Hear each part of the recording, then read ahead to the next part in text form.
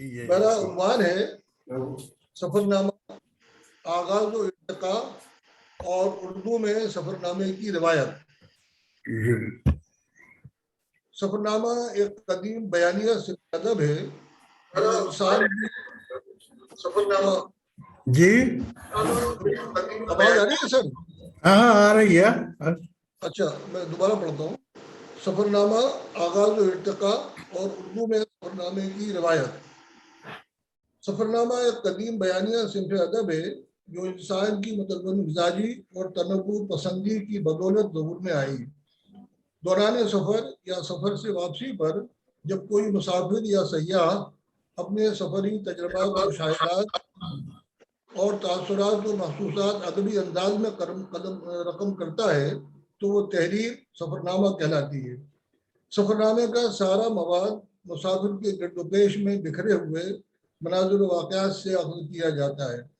सफरनामा निगार तमाम जानदार और बेजान अशिया को पुरतजस्सुस निगाहों से देखता है, उनसे मुतासर होता है और फिर तमाम दाखिली और खारजी कैफियत की असर पजीरी को सफरनामे के कालिब में डाल देता है।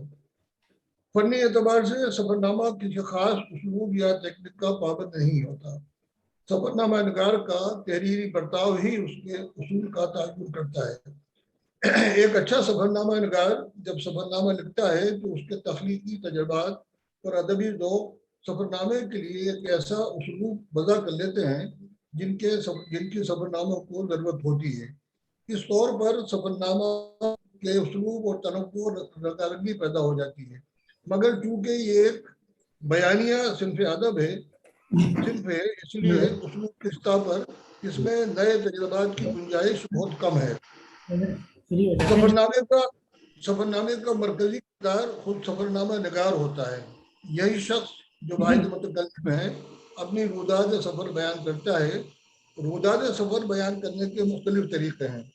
पहला तरीक़ा तो यह है कि सफ़रनामा निगार तमाम वाक़यात को अपने जहन में महफूज कर लेता है और फिर उन्हें अपनी याददाश्त के सहारे सफ़े करतास पर मुंतकिल कर देता है। दूसरे तरीके में सफरनामा निगार अपनी याददाश्तों को किसी डायरी या रोजनामगी में तहरीर कर लेता है, फिर उन तहरीरों की मदद से सफरनामा तैयार करता है। इस तरीक़े कार में तमाम वाक़यात और मुशाहिदात अपने सियाक़ व सबाक़, जुज़ियात, तासुरात, मंजर, पस मंजर और रब्त तसलसल के साथ महफूज हो जाते हैं। इस तर्ज एहतियात के साथ लिखे जाने वाले सफरनामे ज़्यादा काबिल एतबार होते हैं। सफरनामा मुरतब करने का एक ज़रिया खतूत भी हैं। जब सफरनामा निगार अपने सफरी हालात किसी दोस्त या अजीज को मकातीब की शक्ल में भेजता है तो उन खतूत में सफरनामे का सारा मवाद यकजा हो जाता है। सफ़र के बाद उन्हीं खतूत के वसीले से वो अपने सफ़र की बाज़ियाफ़त करता है और खतूत याददाश्त की मदद से सफरनामा मुरतब कर लेता है। उसलूब तकनीक के अलावा मशाहिदात वाक़यात के इंतखाब भी सफरनामा निगार अपने ज़ौक़ व शौक़ और अहमियत व इफादियत के मुताबिक करता है। कौन सी बात अहम है और कौन सी गैर अहम, ये फैसला सफरनामा निगार के ज़ौक़ और ज़हानत का ताबे होता है और इसी फैसले पर सफरनामा निगार के अमूमी तासुर का इन्हिसार होता है। वाक़े की पेशकश में ज़बान व बयान की बड़ी अहमियत है। पेशकश अगर फितरी और अंदाज़ बयान तख्लीकी है तो वाक़या बयान वाक़े की फनकाराना मुताबिकत के अदबी हुस्न से सफरनामे के मजमूई तासुर में इजाफा हो जाता है। सफरनामे की तारीख के मुताले से इल्म होता है कि दुनिया के अव्वलीन सफरनामा निगारों में मैक्स इंग्लिश का नाम बहुत अहम है। उसका सफरनामा इंडिका, सफरनामा हिंद, हिंदुस्तान के सफरी हालात और वाक़यात का अहाता करता है। 303 क़ब्ल मसीह में बहरे चंद्रगुप्त मौर्य हिंदुस्तान आया और हिंदुस्तान के उस वक्त के पायतख्त पाटलिपुत्र यानी पटना कई साल रहा। वो एक दीदावर सयाह था। उसने हिंदुस्तान को बहुत नज़दीक से देखा, यहाँ की तहजीब और तर्ज माशरत का बगौर मुताला किया और हिंदुस्तान और यूनान की तहजीबी और सफारती रिश्तों को मजबूत करने की कोशिश की। चंद्रगुप्त मौर्य का अहद हिंदुस्तानी तहजीब का सुनहरी दौर था। उस दौर में कई ममालिक से हिंदुस्तान की सफारती रवाबित उस्तवार हो चुके थे। علوم و فنون کی ترقی نے علم و فن کی شیدائیوں اور حقیقت کی متلاشیوں کو اپنی طرف متوجہ کر لیا تھا۔ اس دور میں ہندوستان نے کافی ترقی کی تھی، سیاسی اور سماجی طور پر برہمن واد سب سے افضل تھا، لیکن جین مت اور بدھ مت کے پیروکاروں نے برہمن واد کے خلاف اپنا رد عمل شروع کر دیا تھا، جو آہستہ آہستہ زور پکڑتا گیا، یہاں تک کہ 5ویں صدی عیسوی میں جب چینی راہب فاہیان ہندوستان آیا تو ہندوستان میں بدھ مت کی عملداری قائم ہو چکی تھی۔ فاہیان بدھ مت سے متاثر تھا، وہ بدھ مت کی قدیم مراکز کپل وستو، پاٹلی پتر، ویشالی اور کشی نگر وغیرہ کی تلاش میں ہندوستان آیا تھا۔ اس کے مقاصد سفر میں بدھ مت کی تعلیم حاصل کرنا تھا۔ فاہیان کے دور سیاحت میں ہندوستان پر راجہ بکرماجیت کی حکومت تھی، رعایا خوشحال اور پرامن زندگی بسر کر رہی تھی۔ فاہیان نے اپنی کتاب بدھ مت کے حالات میں تمام باتوں کا تفصیل کے ساتھ ذکر کیا ہے، اور بالواسطہ طور پر راجہ بکرماجیت کے عہد حکومت کی تاریخ مرتب کرتے ہوئے راجہ کو نرم دل، مشفق اور مہربان بتایا ہے۔ رعایا کے ساتھ اس کی رحم دلی، سخاوت اور حسن سلوک کی بہت تعریف کی ہے۔ غریبوں کے علاج کے لیے ہسپتالوں کا اچھا انتظام تھا، حصول انصاف آسان تھا، شراب نوشی اور گوشت خوری کا رواج نہیں تھا۔ فاہیان کے مشاہدے کے مطابق بدھ مت عام لوگوں کا مذہب تھا، لیکن اس پر برہمن واد دوبارہ غلبہ حاصل کر رہا تھا۔ اس کا سفرنامہ تاریخ و تہذیب کا خزانہ ہے، چنانچہ مورخین نے اس دور کی تاریخ لکھتے وقت فاہیان کے سفرنامے سے کافی استفادہ کیا ہے۔ فاہیان کے بعد ایک اور چینی سیاح ہیونسانگ ہندوستان آیا، اور اس نے ہرش وردھن کے عہد میں 630 سے 645 تک 15 سال کا طویل عرصہ ہندوستان میں گزارا۔ اس نے اپنے سفر نامے میں رعایا کو خوشحال اور راجہ کو خوش انتظام پایا۔ فاہیان کی طرح ہیونسانگ کا مقصد سفر بھی حق کی تلاش تھا۔ وہ بدھ مت کی تعلیمات کے بارے میں اپنے ملک چین کی کتابوں سے مطمئن نہیں تھا، اس لیے اس نے ہندوستانی علماء سے علم حاصل کرنے اور بنیادی ماخذ کو بچشم خود دیکھنے اور ان کا مطالعہ کرنے کی غرض سے اتنا طویل سفر کیا۔ چین سے ہندوستان کا یہ سفر اس قدر دشوار تھا کہ کوئی غیر معمولی قوت ارادی رکھنے والا اور اپنے مذہب سے حد درجے محبت و عقیدت رکھنے والا شخص ہی اس سفر کا متحمل ہو سکتا تھا، اور ہیونسانگ ایسا ہی تھا۔ 6ویں اور 7ویں صدی عیسوی مسلمانوں کا عہد زرعی ہے۔ اس عہد میں اسلام کو بہت فروغ حاصل ہوا۔ مسلمان تاجروں اور مبلغوں کے قافلے ریگزار عرب سے نکل کر مشرق کے کونے کونے میں پھیل گئے۔ اسی عہد میں ہندوستان کی جانب بھی ان کی مقبول ہوئی۔ عربوں میں طلوع اسلام سے قبل بھی تجارت اور جہاز رانی کا شوق تھا، چنانچہ گجرات اور مالابار میں کئی بار ان کے جہاز لنگر انداز ہوئے۔ انہوں نے شام، یمن اور چین کے علاوہ ہندوستان کی زندگی کو بھی قریب سے دیکھنے اور سمجھنے کی کوشش کی۔ سلیمان پہلا عرب تاجر تھا جس نے ہندوستان کے ساحلی علاقوں کا سفر کیا اور ہندو حکمرانوں کے طرز حکومت کا چین کے حالات و قواعد سے موازنہ کیا۔ اس کا سفرنامہ سلسلۃ التواریخ کے نام سے 1845 میں شائع ہوا۔ ایک اور نامور سیاح، تاریخ نویس، جغرافیہ داں اور تاجر ابو الحسن مسعودی ہندوستان میں وارد ہوا۔ اس کا وطن بغداد تھا اور اس نے عراق، شام، روم، سوڈان، مصر، تبت، لنکا اور ہندوستان کی سیاحت میں اپنی عمر عزیز کے 25 برس صرف کیے۔ اسی طرح احمد بن فضلان، ابو عبید اللہ مقدسی، ابو اسحاق ابراہیم اسلخری کے سیاحت ناموں نے ایشیا کی تاریخ، تہذیب اور جغرافیہ کو سمجھنے میں نہایت اہم کردار ادا کیا۔ اسلخری 4ویں صدی عیسوی کا مشہور جغرافیہ داں اور سیاح تھا۔ 340 ہجری میں ہندوستان آیا۔ اس کی 2 کتابیں الاقالیم اور المسالک والممالک سندھ، ایران اور ہندوستان کی جغرافیائی صورتحال کے تعلق سے نہایت مستند خیال کی جاتی ہیں۔ اسی طرح عرب کا ایک اور سیاح ابوالبنا بشاری مقدسی سرزمین ہند میں سندھ تک آیا۔ اس کا سفر نامہ آسن التقاسیم فی معرفت الاقالیم اپنے عہد کی تاریخ ساز کتاب ہے جو 375 میں پایہ تکمیل کو پہنچی۔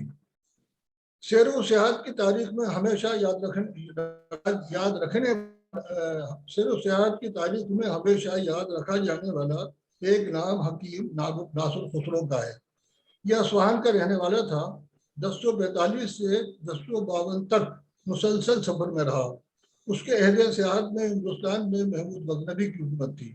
اس نے زندگی کے تمام شعبوں کا مشاہدہ کیا اور تمام مشاہدات اپنی کتاب زاد المسافرین میں بلا کم و کاس یکجا کر دیے۔ اس نے کہیں جانبداری سے کام نہیں لیا، اسی لیے زاد المسافرین اس عہد کا مستند ماخذ خیال کیا جاتا ہے۔ وسطی ایشیا کے ایک مردم خیز علاقے خوارزم سے ایک اور سیاح نمودار ہوا جس نے سیاحت کے ساتھ علم و فضل کی دنیا میں بھی تہلکہ مچا دیا اور بڑی عزت حاصل کی۔ اس مشہور سیاح کا نام ابو ریحان البیرونی تھا۔ البیرونی نے محمود غزنوی کے عہد میں 998 تا 1030 ہندوستان کا سفر کیا۔ ایک گراں قدر تصنیف کتاب الہند کے نام سے یادگار چھوڑی۔ ابو البیرونی کے مشاہدات گہرے، تجربات وسیع ہیں۔ وہ ایک ذہین اور قوموں کی نفسیات میں مہارت رکھنے والے شخص تھا۔ اس نے ہندوستان کی سماجی، علمی، مذہبی، طبقاتی، معاشی اور معاشرتی زندگی کا جز رسی کے ساتھ احاطہ کیا ہے۔ زاد المسافرین اور کتاب الہند کے بعد ناتا کا ابن جبیر اندلسی کا سفر نامہ رحل ابن جبیر بھی لازوال ہے۔ ان تمام سیاحوں کی عظمت کے باوجود سیاحت کی تاریخ میں استعارے اور علامت کے طور پر جس شخص کا نام لیا جاتا ہے وہ بلا شبہ تنجا مراکش کا جہانیان جہاں گشت من چلا نوجوان شیخ ابو عبداللہ المعروف با ابن بطوطہ ہے، جو 1325 میں گھر سے نکلا اور یمن، حجاز، مصر، شام، عراق، ترکی، ایران، بخارا، بدخشاں، افغانستان، ہندوستان اور چین کی سیاحت کرتا ہوا 26 سال بعد اپنے گھر پہنچا۔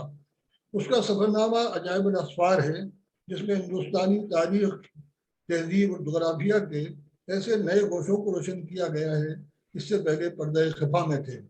اس نے تقریباً 75,000 میل کا سفر کیا۔ اس کے عہد سیاحت میں ہندوستان پر محمد تغلق کی حکومت تھی، جو ایک سنکی بادشاہ خیال کیا جاتا تھا۔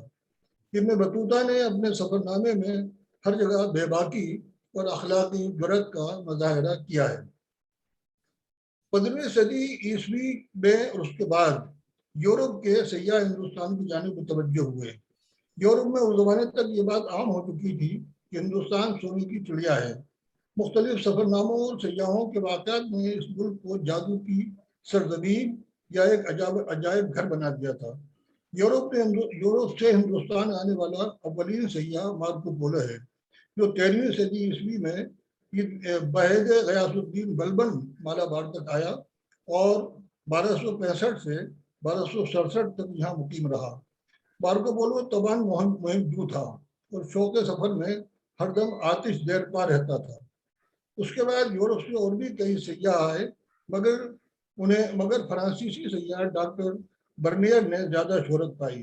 یہ سیاح شاہجہاں کے عہد میں ہندوستان آیا اور 1656 سے 1668 یعنی عہد عالمگیر تک یہاں مقیم رہا۔ اس نے ایک ضخیم سفر نامہ تصنیف کیا جس کا اردو ترجمہ سید محمد حسین سابق وزیر اعظم پٹیالہ نے بقائے سیاحت کے نام سے کیا ہے۔ بعض مورخین کا خیال ہے کہ اس نے اورنگزیب کے ساتھ انصاف نہیں کیا۔ مغل دور کے سفر نامہ نگاروں میں سب سے زیادہ متنازع پیر نکولائی منوچی ہے۔ یہ ایک اطالوی سیاح ہے جو اورنگزیب کے عہد میں ہندوستان آیا۔ اس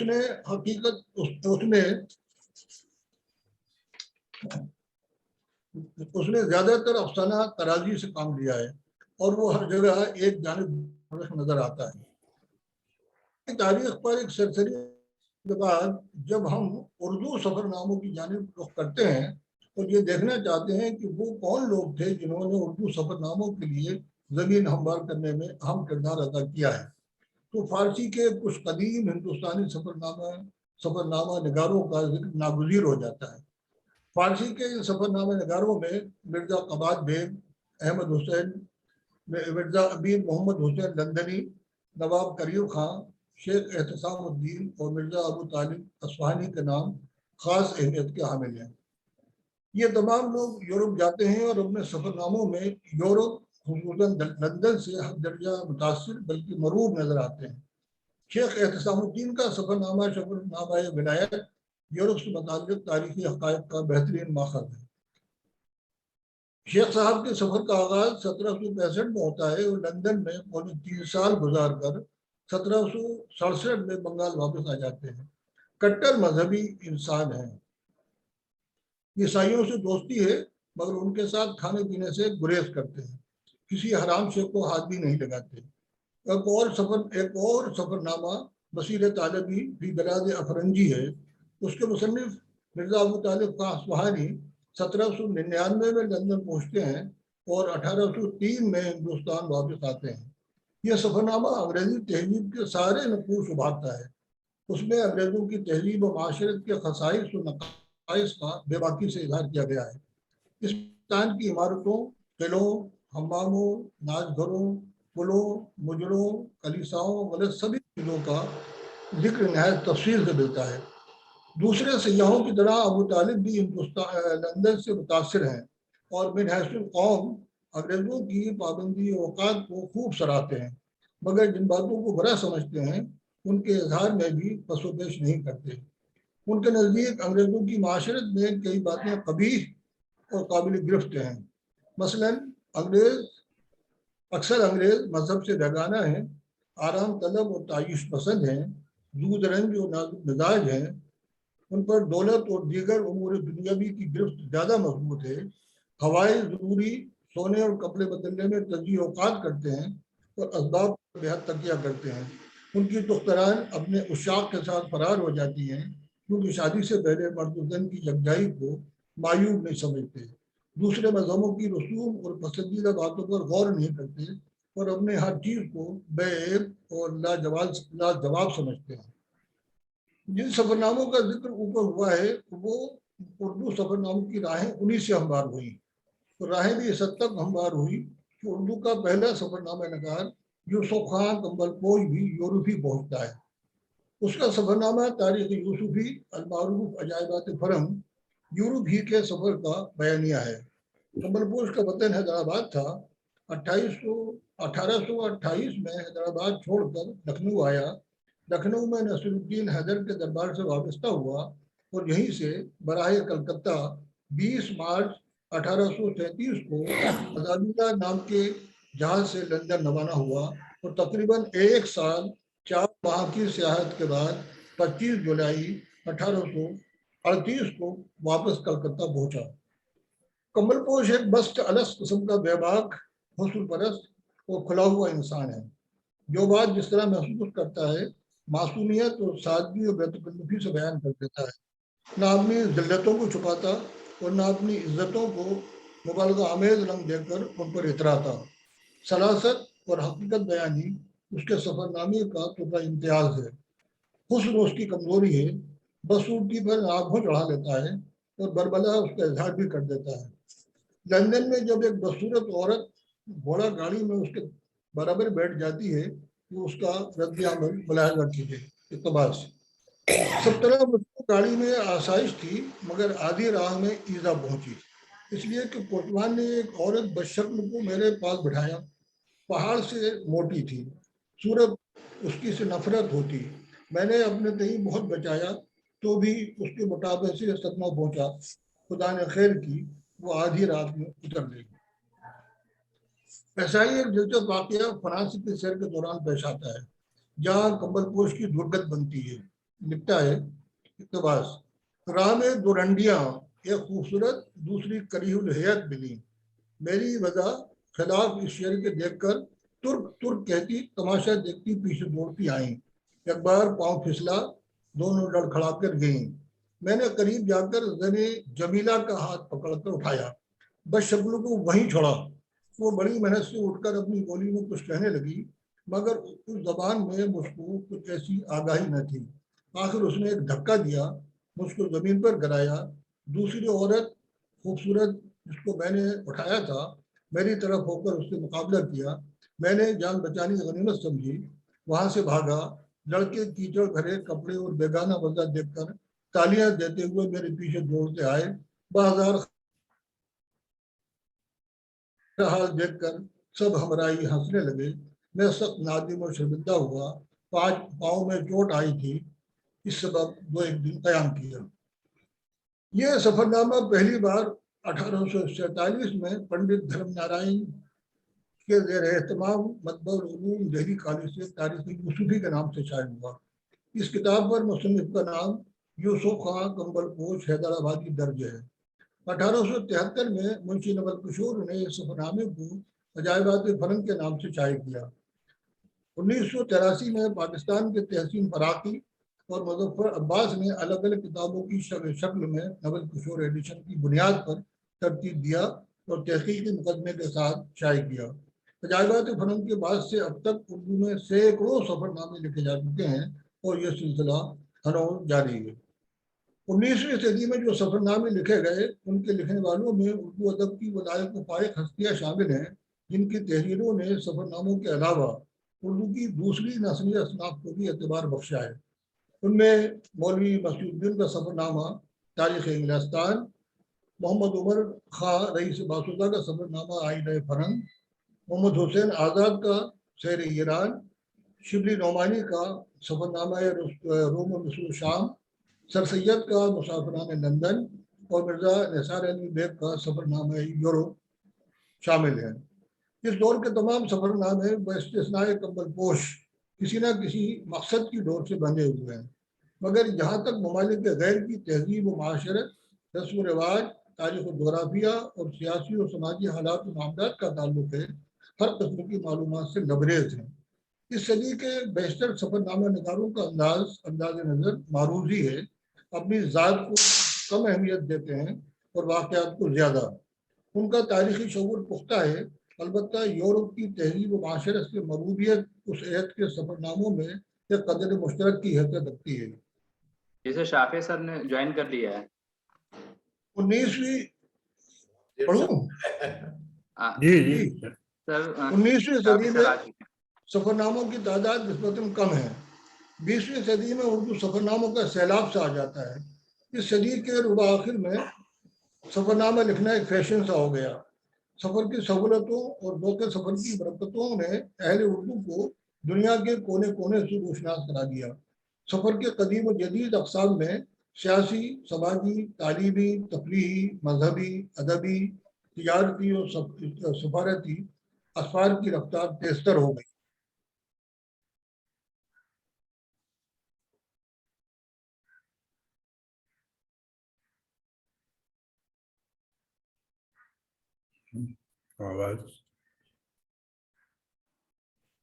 آواز رک گئی. سر کی آواز رک گئی.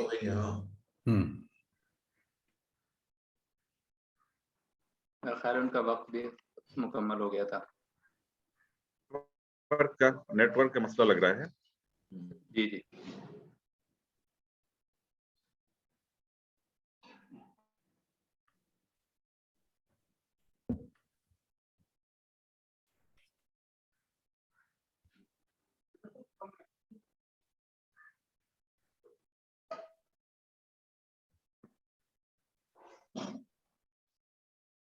سر وہ ان کا کنیکشن لاسٹ ہو گیا ہے. میرا خیال ہے کہ آپ کاروائی آگے بڑھائیں سر. اور جی بہتر بیشتر حصہ ہم لوگوں نے سن بھی لیا. جی جی ٹھیک ہے. ابھی کنیکٹیویٹی خراب ہونے کی وجہ سے پروفیسر خالد محمود صاحب اس وقت ابھی اسکرین پہ نہیں ہیں اور ہم انہیں سن نہیں پا رہے ہیں. لہذا اس جلسے کی کارروائی کو آگے بڑھاتے ہوئے میں بہت ادب و احترام کے ساتھ درخواست کر نہیں پا رہے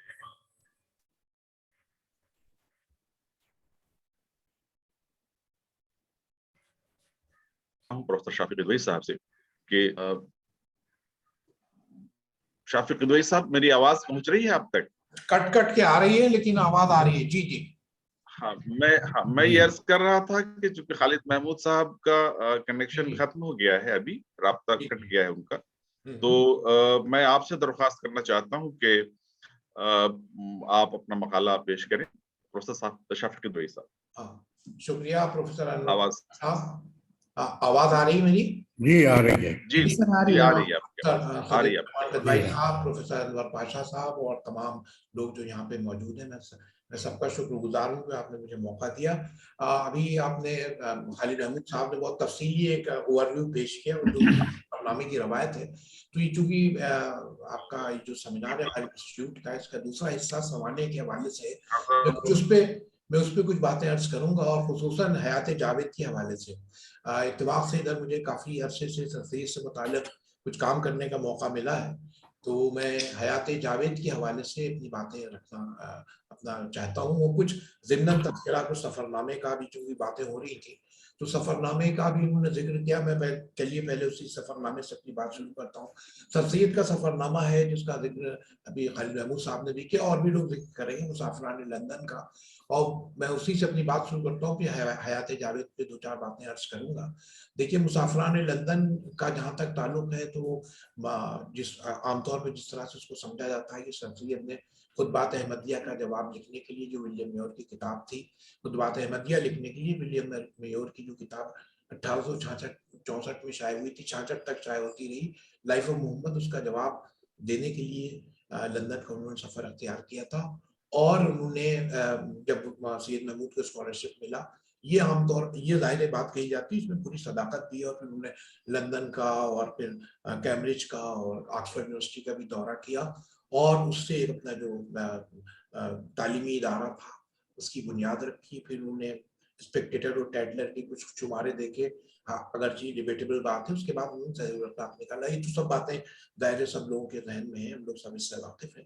میں ذرا اس سے الگ ہٹ کے اسی سفر نامے کے حوالے سے اپنی بات کروں گا. اور سر سید پہ جو ایک بہت بڑا الزام لگتا ہے، اس میں بڑی حد تک صداقت بھی ہے، اس کا بھی آپ کو ایک جواب ملے گا اس کتاب سے. دیکھیے، جیسا آپ لوگ جانتے ہیں، 1869 میں سر سید انگلینڈ گئے اور 17 مہینے انہوں نے وہاں گزارے، پھر 1870 میں واپس آئے. تو اس 17 مہینے کا دیکھیے جو پیریڈ تھا، ابھی ذکر کر رہے تھے کل تحسین براقی صاحب نے یوسف خان کمبل پوش کا پہ بہت اچھا مقدمہ لکھ کے ان کا سفر نامہ عجائبات فرنگ ایڈٹ کیا ہے، تو اسی حوالے سے میں بات کر رہا ہوں. تو دیکھیے، سر سید پہ جو سب سے بڑا الزام لگایا جاتا ہے یہ کہ عورتوں کی تعلیم کے حق میں نہیں تھے وہ، اور عورتوں کی تعلیم کے لیے انہوں نے کوئی کوشش نہیں کی. اور یہ کہتے تھے کہ پہلے جب اب ان پہ جو لوگ جو ان کا دفاع کرتے ہیں، وہ کہتے ہیں کہ صاحب اس زمانے میں تو مردوں کی تعلیم نہیں تھی، تو عورتوں کی تعلیم کیسے ہوتی ہو، کیسے اس کا ذکر کرتے. تو دیکھیے، اس میں دو تین باتیں ہیں. پہلی بات تو یہ ہے کہ اس زمانے میں اگر جو زمانے کا تقاضا تھا سر سید وہی کر رہے تھے، تو پھر تو دیکھیے وہ بڑا آدمی جو ہوتا ہے، job is to swim against the tide, جو چیزیں ہیں اس کے اگر وہی کرتے رہتے تو عام آدمی ہوتے، ظاہر اس سے ایک الگ بات. اور پھر یہ سمجھنا کہ پہلے مردوں کی تعلیم نہیں تھی پھر عورتوں کی تعلیم شروع ہوگی، یہ سمجھنا ایک نوع کی سادہ لوہی ہے، کامن سینس ہے. دیکھیے، اصلاح کا جو عمل ہوتا ہے ہمیشہ سائملٹینیس ہوتا ہے، چاہے وہ اسلام کی مثال دیکھ لیے. اسلام جب ظاہر جب اس کا فروغ شروع ہوا، جب اس کی تبلیغ شروع ہوئی، تو ایسا نہیں ہوا کسی ایک سیکٹ کو یا کسی ایک ایج گروپ کو الگ کر دیا گیا ہو کہ پہلے یہ لوگ اسلام قبول کر لیں پھر یہ کریں. پھر آپ کلچرل ریولوشن دیکھیے، فرانس کا ریولوشن دیکھیے، اب جتنے بڑے ریولوشن آئے وہ سب اصلاح کا عمل یا انقلاب کا عمل ہمیشہ ایک ساتھ ہوتا ہے. تو یہ بات تو مجھے نہیں لگتا کہ سر سید کے دفاع میں کہی جاتی ہے، وہ صحیح بات ہے. لیکن دیکھیے، سر سید کا جو تعلیم کا تصور تھا، ان کا تصور یہ تھا کہ وہ ٹیوٹر بیسڈ ہوم ایجوکیشن چاہتے تھے. عورتوں کے سلسلے میں کہتے تھے کہ وہ جو پرانا ایک تصور تھا ٹیوٹر بیسڈ ہوم ایجوکیشن تھا کا انہوں نے ذکر کیا جگہ جگہ. اس کے بعد پھر اسباب بغاوت اس کا بھی میں ذکر کروں گا. اس پہ انہوں نے جو سبب بتائے ہیں کہ کیوں بغاوت ہوئی، اس میں ایک سبب یہ بھی انہوں نے بتایا کہ صاحب یہاں پہ انگریزوں نے جو ہندوستانی تہذیب و معاشرت کے خلاف تھا کہ عورتوں و مردوں کی تعلیم کے لیے اسکول انہوں نے کھول دیے. ون آف دا ریزن، پانچواں ریزن انہوں نے یہ بتایا، اس وجہ سے بغاوت ہوئی. ہندوؤں نے یہ بھارتیندو ہریشچندر نے بھی، یہ قدوائی صاحب کو واقف ہوں گے، صدیق احمد قدوائی صاحب، انہوں نے یہ ریزن بتایا کہ صاحب یہ بھارتیندو ہریشچندر نے ایجوکیشن کمیشن کے سامنے گواہی دے کے کہا. تقریباً یہی بات سر سید نے لکھی.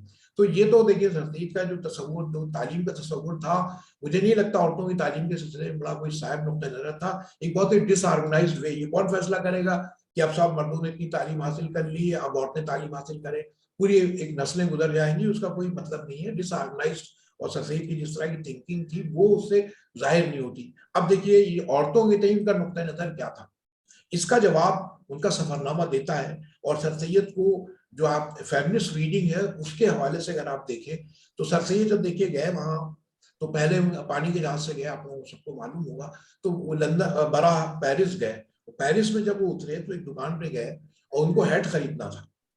اب اس سے پہلے دیکھیے جو مسلم سیاح گئے, ابھی طالب عاملی کا ذکر کیا, اعتصام الدین کا ذکر کیا ہمارے پروفیسر خالد محمود صاحب نے, اور یوسف کا کمبل پوش. سر سید سے پہلے بہت سے مسلم سیاح گئے تھے. جب وہ گئے تھے تو کیا دیکھ رہے تھے, وہ جب گئے یورپ میں تو وہ دیکھ رہے تھے وہاں کی جو عورتیں ہیں وہ کیسی پرومسکوس ہیں, کیسے وہ فلرٹ کرتی ہیں, لوگوں سے ملتی ہیں, یا ان کے جو ریویلنگ لباس ہے اس کا ذکر کر رہے ہیں. سر سید دیکھیے جب گئے جو میل گیز ہے وہ یہ ہے اس زمانے کی, وہ مسلمانوں کی, خاص طور پہ مسلم سفر نامے. میں نے اپنی کتاب جو مجھے دی آپ کو پتا ہے روٹلی نے چھاپی ہے, سر سید پہ باہر سے بھی چھپی اور ہندوستان میں بھی چھپی. تو میں نے کہا دیکھیے یہ جو میل گیز تھی سر سید کا سفر نامہ اس کے اگینسٹ ہے. وہ جب گئے لندن بھی گئے, اس کا میں ذکر کرتا ہوں. پیرس میں جب پہلی بار گئے تو انہوں نے دیکھا ایک ہیٹ خریدنا تھی, تو ہیٹ کی دکان, اس کی دکان پہ گئے تو ایک عورت, ایک لڑکی تھی 17-18 سال کا, سر سید نے اس کا 17-18 سال کی لڑکی اس کا ذکر کیا اور کہا کہ صاحب وہ لڑکی جو تھی 4 زبانیں جانتی تھی, فرینچ جانتی تھی, انگلش جانتی تھی, جرمن جانتی تھی اور تھوڑی بہت گریک جانتی تھی. سر سید نے اس سے بات کی, اس کی بڑی تعریف کی. پھر وہ جب لندن میں گئے انہوں نے مدام اور بہت سے مس کارپینٹر ان کو جہاز پہ ملی. پھر لندن میں انہوں نے بہت سے لوگوں سے انٹریکشن ہوا, بہت سے خواتین سے, اور پھر وہ میوزیم میں بھی گئے. اور پھر وہ جہاں وہ رہتے تھے ان کی 2 ملازمائیں تھیں, خادمائیں تھیں, وہ ان کا ذکر بھی کیا انہوں نے. وہ جب ان کے یہاں آتی تھی تو اخبار, جب صبح آتی تھی اخبار کا پڑھا ہوتا تھا, اخبار پڑھتی تھی, کتابیں پڑھتی تھی, ان سے ذکر کرتے. تو سر سید نے لکھا کہ دیکھیے یہ عورتیں ہیں اس طرح سے, یہ جو ایسے باتیں کر رہی تھی. سلطان جہاں کی جو والدہ تھی سکندر جہاں کا نام لکھا, سکندر جہاں بیگم, یا جتنے جو ہندوستان کی جو مشہور و معروف خواتین ہیں وہ بھی اس طرح کی انلائٹن نہیں, اس طرح کی گفتگو نہیں کرتی. تو دیکھیے انہوں نے اس عورت کی تعریف کی. جہاں جہاں عورتیں ان کو امپاور ملی, امپاورڈ لیڈی تھی, جہاں جہاں وہ انگریز ان کو ملی وہاں وہاں انہوں نے تعریف کی. اور ہمارے مسلمان اور جو سیاح گئے تھے وہ کیا دیکھ رہے تھے, وہ ان کی اریاں ٹانگیں دیکھ رہے تھے. اور سر سید کیا دیکھ رہے تھے, تو یہ بالکل دیکھیے میل گیز جو تھی اس زمانے کی, بلکہ اب تک ہے, سر سید اس کے برخلاف. تو یہ عورتوں کے تئیں تعلیم کا نقطہ نظر آپ کہہ سکتے ہیں کہ بڑا محدود تھا اور ڈس آرگنائز تھا, تعلیم کا ماڈل تھا. لیکن عورتوں کے تئیں ان کا احترام تھا, جہاں جہاں عورتیں وہ کام کریں, امپاورڈ لیڈی ہیں, وہ انلائٹن لیڈی, جہاں دیکھی انہوں نے ان کے اریاں لباسی کا یا لوگوں سے بات کرنے کا یا فلرٹ کرنے کا کہیں تذکرہ نہیں کیا, بلکہ دکھایا کہ دیکھیے عورتوں کو ایسا ماڈل ہونا چاہیے. یہ لکھا کہ تمام ہندوستانی عورتوں کو ان کا اتباع کرنا چاہیے علم و فضل میں, باہر آ کے کام کرنے میں. یہ سر سید کا نقطہ نظر تھا. یہ تو چلیے یہ ایک بات ہے جو سر سید کی تعلیم کے سلسلے سے زیادہ عورتوں کی تعلیم کے تئیں جو ان کا نقطہ نظر تھا اس کو سر سید کے اس رخ سے بھی دیکھا جانا چاہیے کہ دیکھیے وہ زمانے کی جو میل گیز تھی اس سے کیسے الگ ہٹ کے انہوں نے ایک نیریٹو اپنا بنایا. ایک بات اب میں عرض کرتا ہوں 2-4 باتیں حیات جاوید کے بارے میں. حیات جاوید جو ہے وہ ظاہر ہے سر سید کو سر سید فہمی کی خشت اول بھی ہے اور خشت آخر بھی. یعنی سر سید فہمی کی جتنی روایت, جتنی آپ کو جتنی راہیں ہیں, سب کا منبع و مخرج جو ہے وہ حیات جاوید ہے. حیات جاوید اس لحاظ سے بہت اہم کتاب ہے. سر سید حالی نے جتنی سوانح لکھی اس میں خیال میں سب سے بہتر مجھے پرسنلی اگر آپ پوچھیں تو یہ کتاب ہے. اور اس کتاب کے بارے میں جتنے لوگ سر سید پہ لکھتے ہیں 99% ان کا ماخذ سر سید کی تحریریں نہیں ہے بلکہ حیات جاوید ہے. تو حیات جاوید کی جو مرکزی حیثیت حاصل ہوئی اس کی کیا وجہ تھی, یہ ہم لوگ سب اس سے جانتے ہیں. اور وہ کہ سر سید کی ظاہر ایک رفقا میں تھے, سر سید کے ساتھ رہ کر انہوں نے کتاب لکھی. یہ کتاب 1901 میں شائع ہوئی. سر سید کا 1898 میں انتقال ہوا. اس سے پہلے 1885 میں سر سید کے بارے میں انگریزی میں کتاب چھپی تھی جے ایف آئی گراہم کی, وہ جو پولیس میں کمشنر SSP تھے کرنل جے ایف آئی گراہم, ان کی کتاب تھی لائف اینڈ ورکس آف سید احمد خان. یہ انگلینڈ سے شائع ہوئی تھی اور یہ کتاب تھی. پھر وہ جب یہ کتاب شائع ہوئی تو سر سید کے ایک رفیق تھے ترتیب کے دوست تھے حاجی محمد اسماعیل خان رئیس دتاولی، انہوں نے تحریر اس میں گزٹ میں لکھا کہ میں چاہتا ہوں کہ اس کتاب کا اسی کتاب کے ماڈل پہ اردو میں لکھا جائے، اردو میں بھی ایک سوانح لکھی جائے۔ تو سر سید تو پھر شبلی زمانے میں آ چکے تھے، آ گئے تھے وہ علی گڑھ، تو ان سے کہا گیا اور شبلی نے حامی بنائی، اور بہت دن تک وہ کہتے رہے میں لکھوں گا، لیکن وہ میں نے اس میں تحریر دیکھی تو اس میں لکھا تھا کہ شبلی کئی مہینے تک آ رہے وہ بھلے کرتے رہے، ہاں کرتے رہے، لیکن کام نہیں ہوا اور ظاہر لکھی نہیں گئی۔ تو پھر جو انہوں نے حاجی محمد اسماعیل نے انہوں نے ایک سر سید کے اولین جنہوں نے خطبات ایڈٹ کیے، ان کا نام تھا 15ویں صدی کے مدیر تھے منشی سراج الدین صاحب، راولپنڈی سے، انہوں نے ناہن پنجاب کے رہنے والے تھے، ان سے کہا گیا، انہوں نے سر سید کی ایک سوانح لکھی۔ اب جو سوانح لکھی وہ سر سید کے پاس جب آئی تو سر سید نے کہا رہے اس میں تو صرف میری تعریف ہے، میں بہت عظیم ہوں۔ تو اس طرح کی لارٹری بکس جو ہے کتاب المناقب، جس کو بعد میں کچھ لوگ حیات جاوید کو بھی کہتے ہیں، سر سید نے کہا نہیں یہ کتاب سر سید کی زندگی میں شائع نہیں ہوئی۔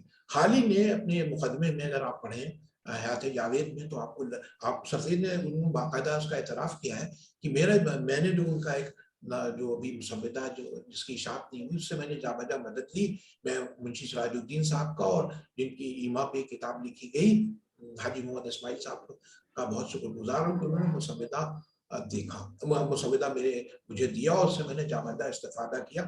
حالی آ کے کچھ دن رہے، حالی سے بھی جب شروع میں کہا گیا تھا، جب وہ شبلی سے پہلے تو حالی نے کہا بھی میں ملازمت میں ہوں، جب میں ریٹائر ہو جاؤں گا اور علی گڑھ آنے کا مجھے موقع ملے گا تب میں کتاب لکھوں گا، لیکن پھر ان کو جب وہ آئے علی گڑھ تو ان کو یہ مسودہ دیا گیا۔ یہ میں نہیں کہہ رہا ہوں، یہ ان کی کتاب میں جا بجا موجود ہے کہ وہ ایک مسودہ تھا ان کے سامنے، وہ انہوں نے اس کی بنیاد پہ بھی ظاہر ہے سر سید سے ان سے جو تعلق تھا، سر سید نے بھی منشی سراج الدین کے سلسلے میں لکھا کہ جو خط ہوں میرے جن کے پاس خط ہوں وہ ان کو دے دیے جائے۔ پھر وہ منشی سراج الدین بھی کئی مہینے علی گڑھ میں آ کے رہے تھے، انہوں نے وہ کتاب ایڈٹ کی تو مرتب کی، سر سید کو پسند نہیں، اس وجہ سے اس کی اشاعت نہیں ہو پائی، یہ مسودہ ان کے پیش نظر تھا۔ اب اس کے بعد انہوں نے حالی نے 1901 میں یہ کتاب لکھی اور ظاہر بہت تفصیلی اس میں ہر چیز سر سید کے کی جو اسٹرگل ہے، جو انہوں نے کیسے دکھ اٹھائے مسلمانوں کی تعلیم کو عام کرنے میں، پھر ان کی ذاتی زندگی کیا تھی، پھر ان کے جو مختلف مصروفیات تھیں، سرکاری مصروفیات، وائسرائے کونسل کے ممبر رہے، پھر ان کی مذہبی خدمات کیا ہیں، سیاسی خدمات کیا ہیں، اس پہ انہوں نے بہت تفصیلی کتاب لکھی اور ان کے تمام مضامین کا بھی ذکر کیا، ان کے مذہبی افکار کا بھی ذکر کیا اور ایک کمپلیٹ بک آپ کے سامنے پیش کی۔ یہ تو ایک بات، یہ ظاہر اس پہ کوئی انکار نہیں کر سکتا، میں جا بجا اس کا میں نے حوالہ بھی دیا اور میری کیا بسات تمام لوگوں نے سر سید کو سمجھنے کے لیے یہ کتاب، ظاہر انگریزی میں اس کے پہلے پارٹ کا ڈیوڈ میتھوز نے ترجمہ کیا تھا، پوری کتاب تو نہیں ہو پائی تھی، پھر علی گڑھ میں اس کا انگریزی ترجمہ ہوا اور بھی کئی زبانوں میں اس کا ترجمہ ہوا۔ تو یہ بڑی سر سید کی، جس کو ہم انگریزی میں اگر آپ دیکھیں تو یہ کہا جاتا ہے کہ یہ بوسویل تھے، ڈاکٹر جانسن اور بوسویل کا اس طرح کا حالی کے بارے میں کہا جاتا ہے، لیکن یہ تو ظاہر اپنی جگہ۔ لیکن جب میں نے سر سید پہ کام شروع کیا اور تحقیقی نقطہ نظر سے چیزوں کو دیکھنا شروع کیا تو مجھے لگا کہ حیات جاوید میں بہت سی ایسی باتیں ہیں جن کا کوئی جب کراس چیک کیا گیا تحقیقی نقطہ نظر سے تو وہ بات سامنے نہیں آئی۔ ایک تو سب سے بڑی بات یہ ہے، میں ابھی آپ کو بتا رہا ہوں، یہ ظاہر ہے اس کا میں اکیلا آدمی نہیں ہوں جس کا ذکر کیا، اس سے پہلے ضیاء الدین لاہوری نے اس کا ذکر کیا، لیکن حالی کو اتنی مرکزیت حاصل ہو گئی ہے اور ہے جب اس میں، کیونکہ ہم لوگوں کے یہاں تقلیدی مزاج ہے، کوئی چیز ہم لوگ دیکھتے نہیں، جو چیز موجود ہے اسی کو دیکھتے رہتے ہیں۔ سر سید کی جو سب سے مشہور کتاب ہے جس کے 60-70 ایڈیشن چھپ چکے ہیں، ہندی میں بھی ترجمہ ہوا، انگریزی میں بھی ترجمہ ہوا، اردو میں بہت کتابیں، بہت ایڈیشن شائع، اس کا نام ہے اسباب بغاوت ہند۔ اب دیکھیے یہ کتاب جو ہے اس سے پہلے، یعنی سر سید پہلے آدمی ہے ہماری 1857 کی تاریخ کے حوالے سے، وہ پہلے ہندوستان اردو میں نہیں بلکہ انگریزی میں بھی اور بھی زبانوں میں تھوڑا بہت کچھ، مجھے انگریزی کے حوالے سے کچھ چیزیں 1857 کی مجھے پتا ہے، کچھ دیکھنے کی بھی کوشش کی ہے، تو مجھے نہیں لگتا کوئی ہندوستان میں ایسا آدمی جس نے 4 ٹیکسٹ 4 متن اسی ایک 1857 پر بنائے ہیں۔ पे लिखे हैं। फारूकी साहब, शमसुल रहमान फारूकी तो हमेशा मतन को बनाना कहते थे, तो उन्हीं के इत्तेबा में कह रहा हूँ 4 मतन उन्होंने प्रोड्यूस किए हैं इसमें।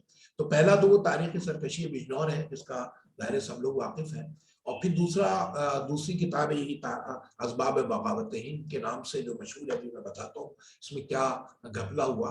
और तीसरा है उनका रिसाला खैर ख्वान मुसलमान हिंद, ये 1860 में शाये हुआ।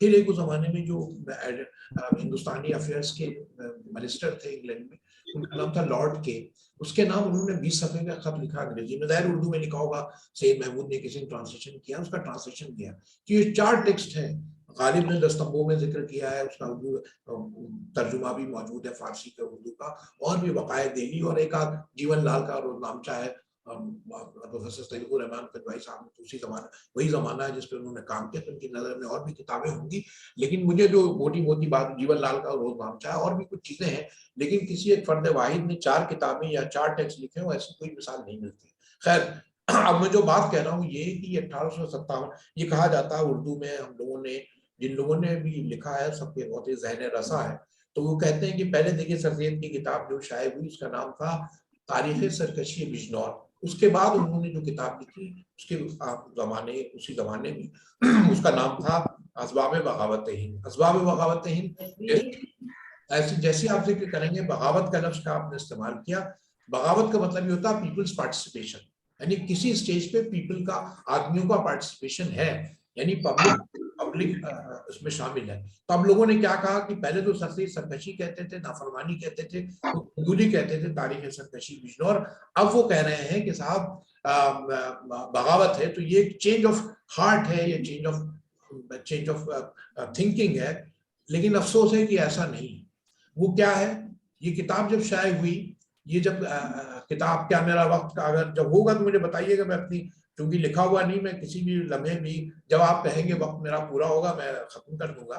तो नहीं बिल्कुल आप बिल्कुल आप जारी रखें, बिल्कुल जारी रखें। और बोल रहा हूँ, मेरे पास कोई लिखी हुई चीज है नहीं, जो जहन में चीजें हैं बिल्कुल वही मैं आपके सामने अर्ज कर रहा हूं। बहुत अच्छी, बहुत उम्दा गुफ्तगू कर रहे हैं आप, और हमारे पास वक्त भी है। अभी प्रोफेसर खालिद अलवी साहब भी शायद तशरीफ नहीं लाए हैं, उन्होंने भी ज्वाइन नहीं किया है, इसलिए हम उनका वक्त भी आपको दे सकते हैं। अच्छा, तो मैं ये कह रहा था कि ये देखिए जो किताब असबाब बगावत हिंद के नाम से, जिसपे नहीं जनाब मैं हाजिर हूं, मेरा वक्त अच्छा माफ कीजिएगा मैं। तो खालिद अलवी साहब भी हैं, तो चलिए मैं अपनी बात 2-4 बातें कह के वो करता हूँ। तो ये देखिए 1858 में किताब जब शाये हुई है, तो इसका दूसरा, खालिद अलवी साहब भी मौजूद हैं, उनको भी इस मौजूद से बहुत दिलचस्पी है। तो 1858 में जब ये किताब शाये हुई असबाब बगावत हिंद, उसका भी कोई एडिशन शाये नहीं हुआ। 1901 में जब पहली बार ये किताब शाये हुई है बतौर ज़मीमे के, इसमें हयात जावेद में बतौर ज़मीमे के ये किताब शाये हुई। खाली ने लिखा कि ये किताब पब्लिक डोमेन में नहीं थी, तो मैंने इसको बतौर ज़मीमे के शाये किया। अब देखिए हुआ क्या, अब हुआ इस किताब का जो पहला एडिशन है जो अलीगढ़ में मौजूद है, ज़ियाउद्दीन लाहौरी ने भी जो किताबियात सर सैयद उसका जिक्र किया, उसमें किताब का नाम है रिसाला सरकशी हिंद का जवाब। असबाब बगावत हिंद सर सैयद ने नाम लिखा ही नहीं। तो हमारे उर्दू के जिन लोगों ने ये लिखा कि पहले साहब सरकशी कहते थे, बगावत कहते थे, ये बात सही नहीं है। अब ये गलत है, सर सैयद के नुक्ता नजर था कि देखिए ये मेरठ से शुरू होकर झांसी तक, साउथ में क्या हुआ, बम्बई में क्या हुआ, मुख्तलिफ हिंदुस्तान के मुख्तलिफ हिस्सों में क्या हुआ, इसका जिक्र नहीं। वो कहते थे एक मखसूस एरिया की ये हुक्मदूली है, नाफरमानी है, नुक्ता नजर सही है या गलत, ये जाहिर आप लोग जाने। लेकिन मुझे सिर्फ बात ये करना था, हाल ही ने ये तो जरूर लिखा है कि किताब पब्लिक डोमेन में नहीं है, आवाम के हाफजे में नहीं, मैं किताब शाये कर रहा हूँ, लेकिन आपने किताब का नाम बदल दिया, अब वही किताब मारूफ हो गई। तो सब कहते हैं देखिए बगावत से, सरकशी से बगावत तक, सैकड़ों मज़ामीन मैंने देखे बिला शुबा, लेकिन जो सर सैयद ने जिस चीज का लिखा नहीं, सरकशी इसको भी कह रहे थे, सरकशी हिंद का जवाब मजमून जो है ना सफवान, ये किताब इस लिहाज से शाये हुई। तो मैं यार अर्ज ये करना था कि हाल ही ने बहुत अच्छा किया कि किताब पब्लिक डोमेन में नहीं थी, अंग्रेजी तर्जुमा भी था और उर्दू भी, उसको उन्होंने शाये किया, लेकिन किताब का नाम बदल दिया। ये तहकीकी एतबार से अच्छा है या बुरा, ये फैसला आप करें, लेकिन मुझे लगता है कि अगर इन्होंने किया था तो उसका जिक्र होना चाहिए था। एक बात, तहजीब ये जो हमारा ये जो حیات جاوید ہے، اس کے سوانح حصے میں میں نے اپنی کتاب جو ہے سر سید سوانح ایک بازدید میں، اس کے علاوہ بھی بہت سی چیزوں میں ذکر کیا. تو جہاں جہاں دیکھیے سر سید کی، یعنی میں بتا رہا ہوں منشی سراج الدین کی کتاب موجود ہے، اور سر سید اور حالی بھی موجود ہیں، اور سر سید کی اپنی تحریریں بھی موجود ہیں. لیکن بڑی حیرت ہوتی ہے کہ حالی نے سر سید کی جو اپنی باتیں ہیں اس کا انہوں نے دھیان نہیں دیا، اور مجھے نہیں معلوم کیسی باتیں انہوں نے جو لکھی، جو جتنے لوگوں نے لکھا سب نے، جیسے میں 2-3 مثالیں دیتا ہوں. سر سید حالی نے لکھا کہ سر سید کے اجداد جو تھے شاہجہاں کے عہد میں آئے. ظاہر سوانح کے حوالے سے بہت معمولی سی بات ہے، لیکن جو سوانح پہ کام کر رہے ہیں ان کو معلوم ہونا چاہیے. یہ حالی نے لکھا. اس کے بعد جتنے لوگ ہسٹورینس ہیں ہمارے، چاہے وہ اطہر عباس صاحب ہوں، جتنے لوگ ہیں، سب نے زیادہ تر لوگوں نے یہی لکھا کہ سر سید کے اجداد جو تھے شاہجہاں کے عہد میں آئے. اس سے پہلے 1885 میں جب کرنل گرام کی کتاب شائع ہوئی ہے، اس میں لکھا کہ اورنگزیب کے زمانے میں آئے. یہ کتاب جب شائع ہوئی تو اس کا ظاہر ہے اس پہ تبصرہ بھی شائع ہوا کرنل گرام کی کتاب پہ، اس میں تہذیب الاخلاق میں بھی شائع ہوا. اس کو تو میں نے نہیں دیکھا، لیکن علی گڑھ انسٹیٹیوٹ گزٹ میں ضرور شائع ہوا، جو میری نظر میں میں نے دیکھا.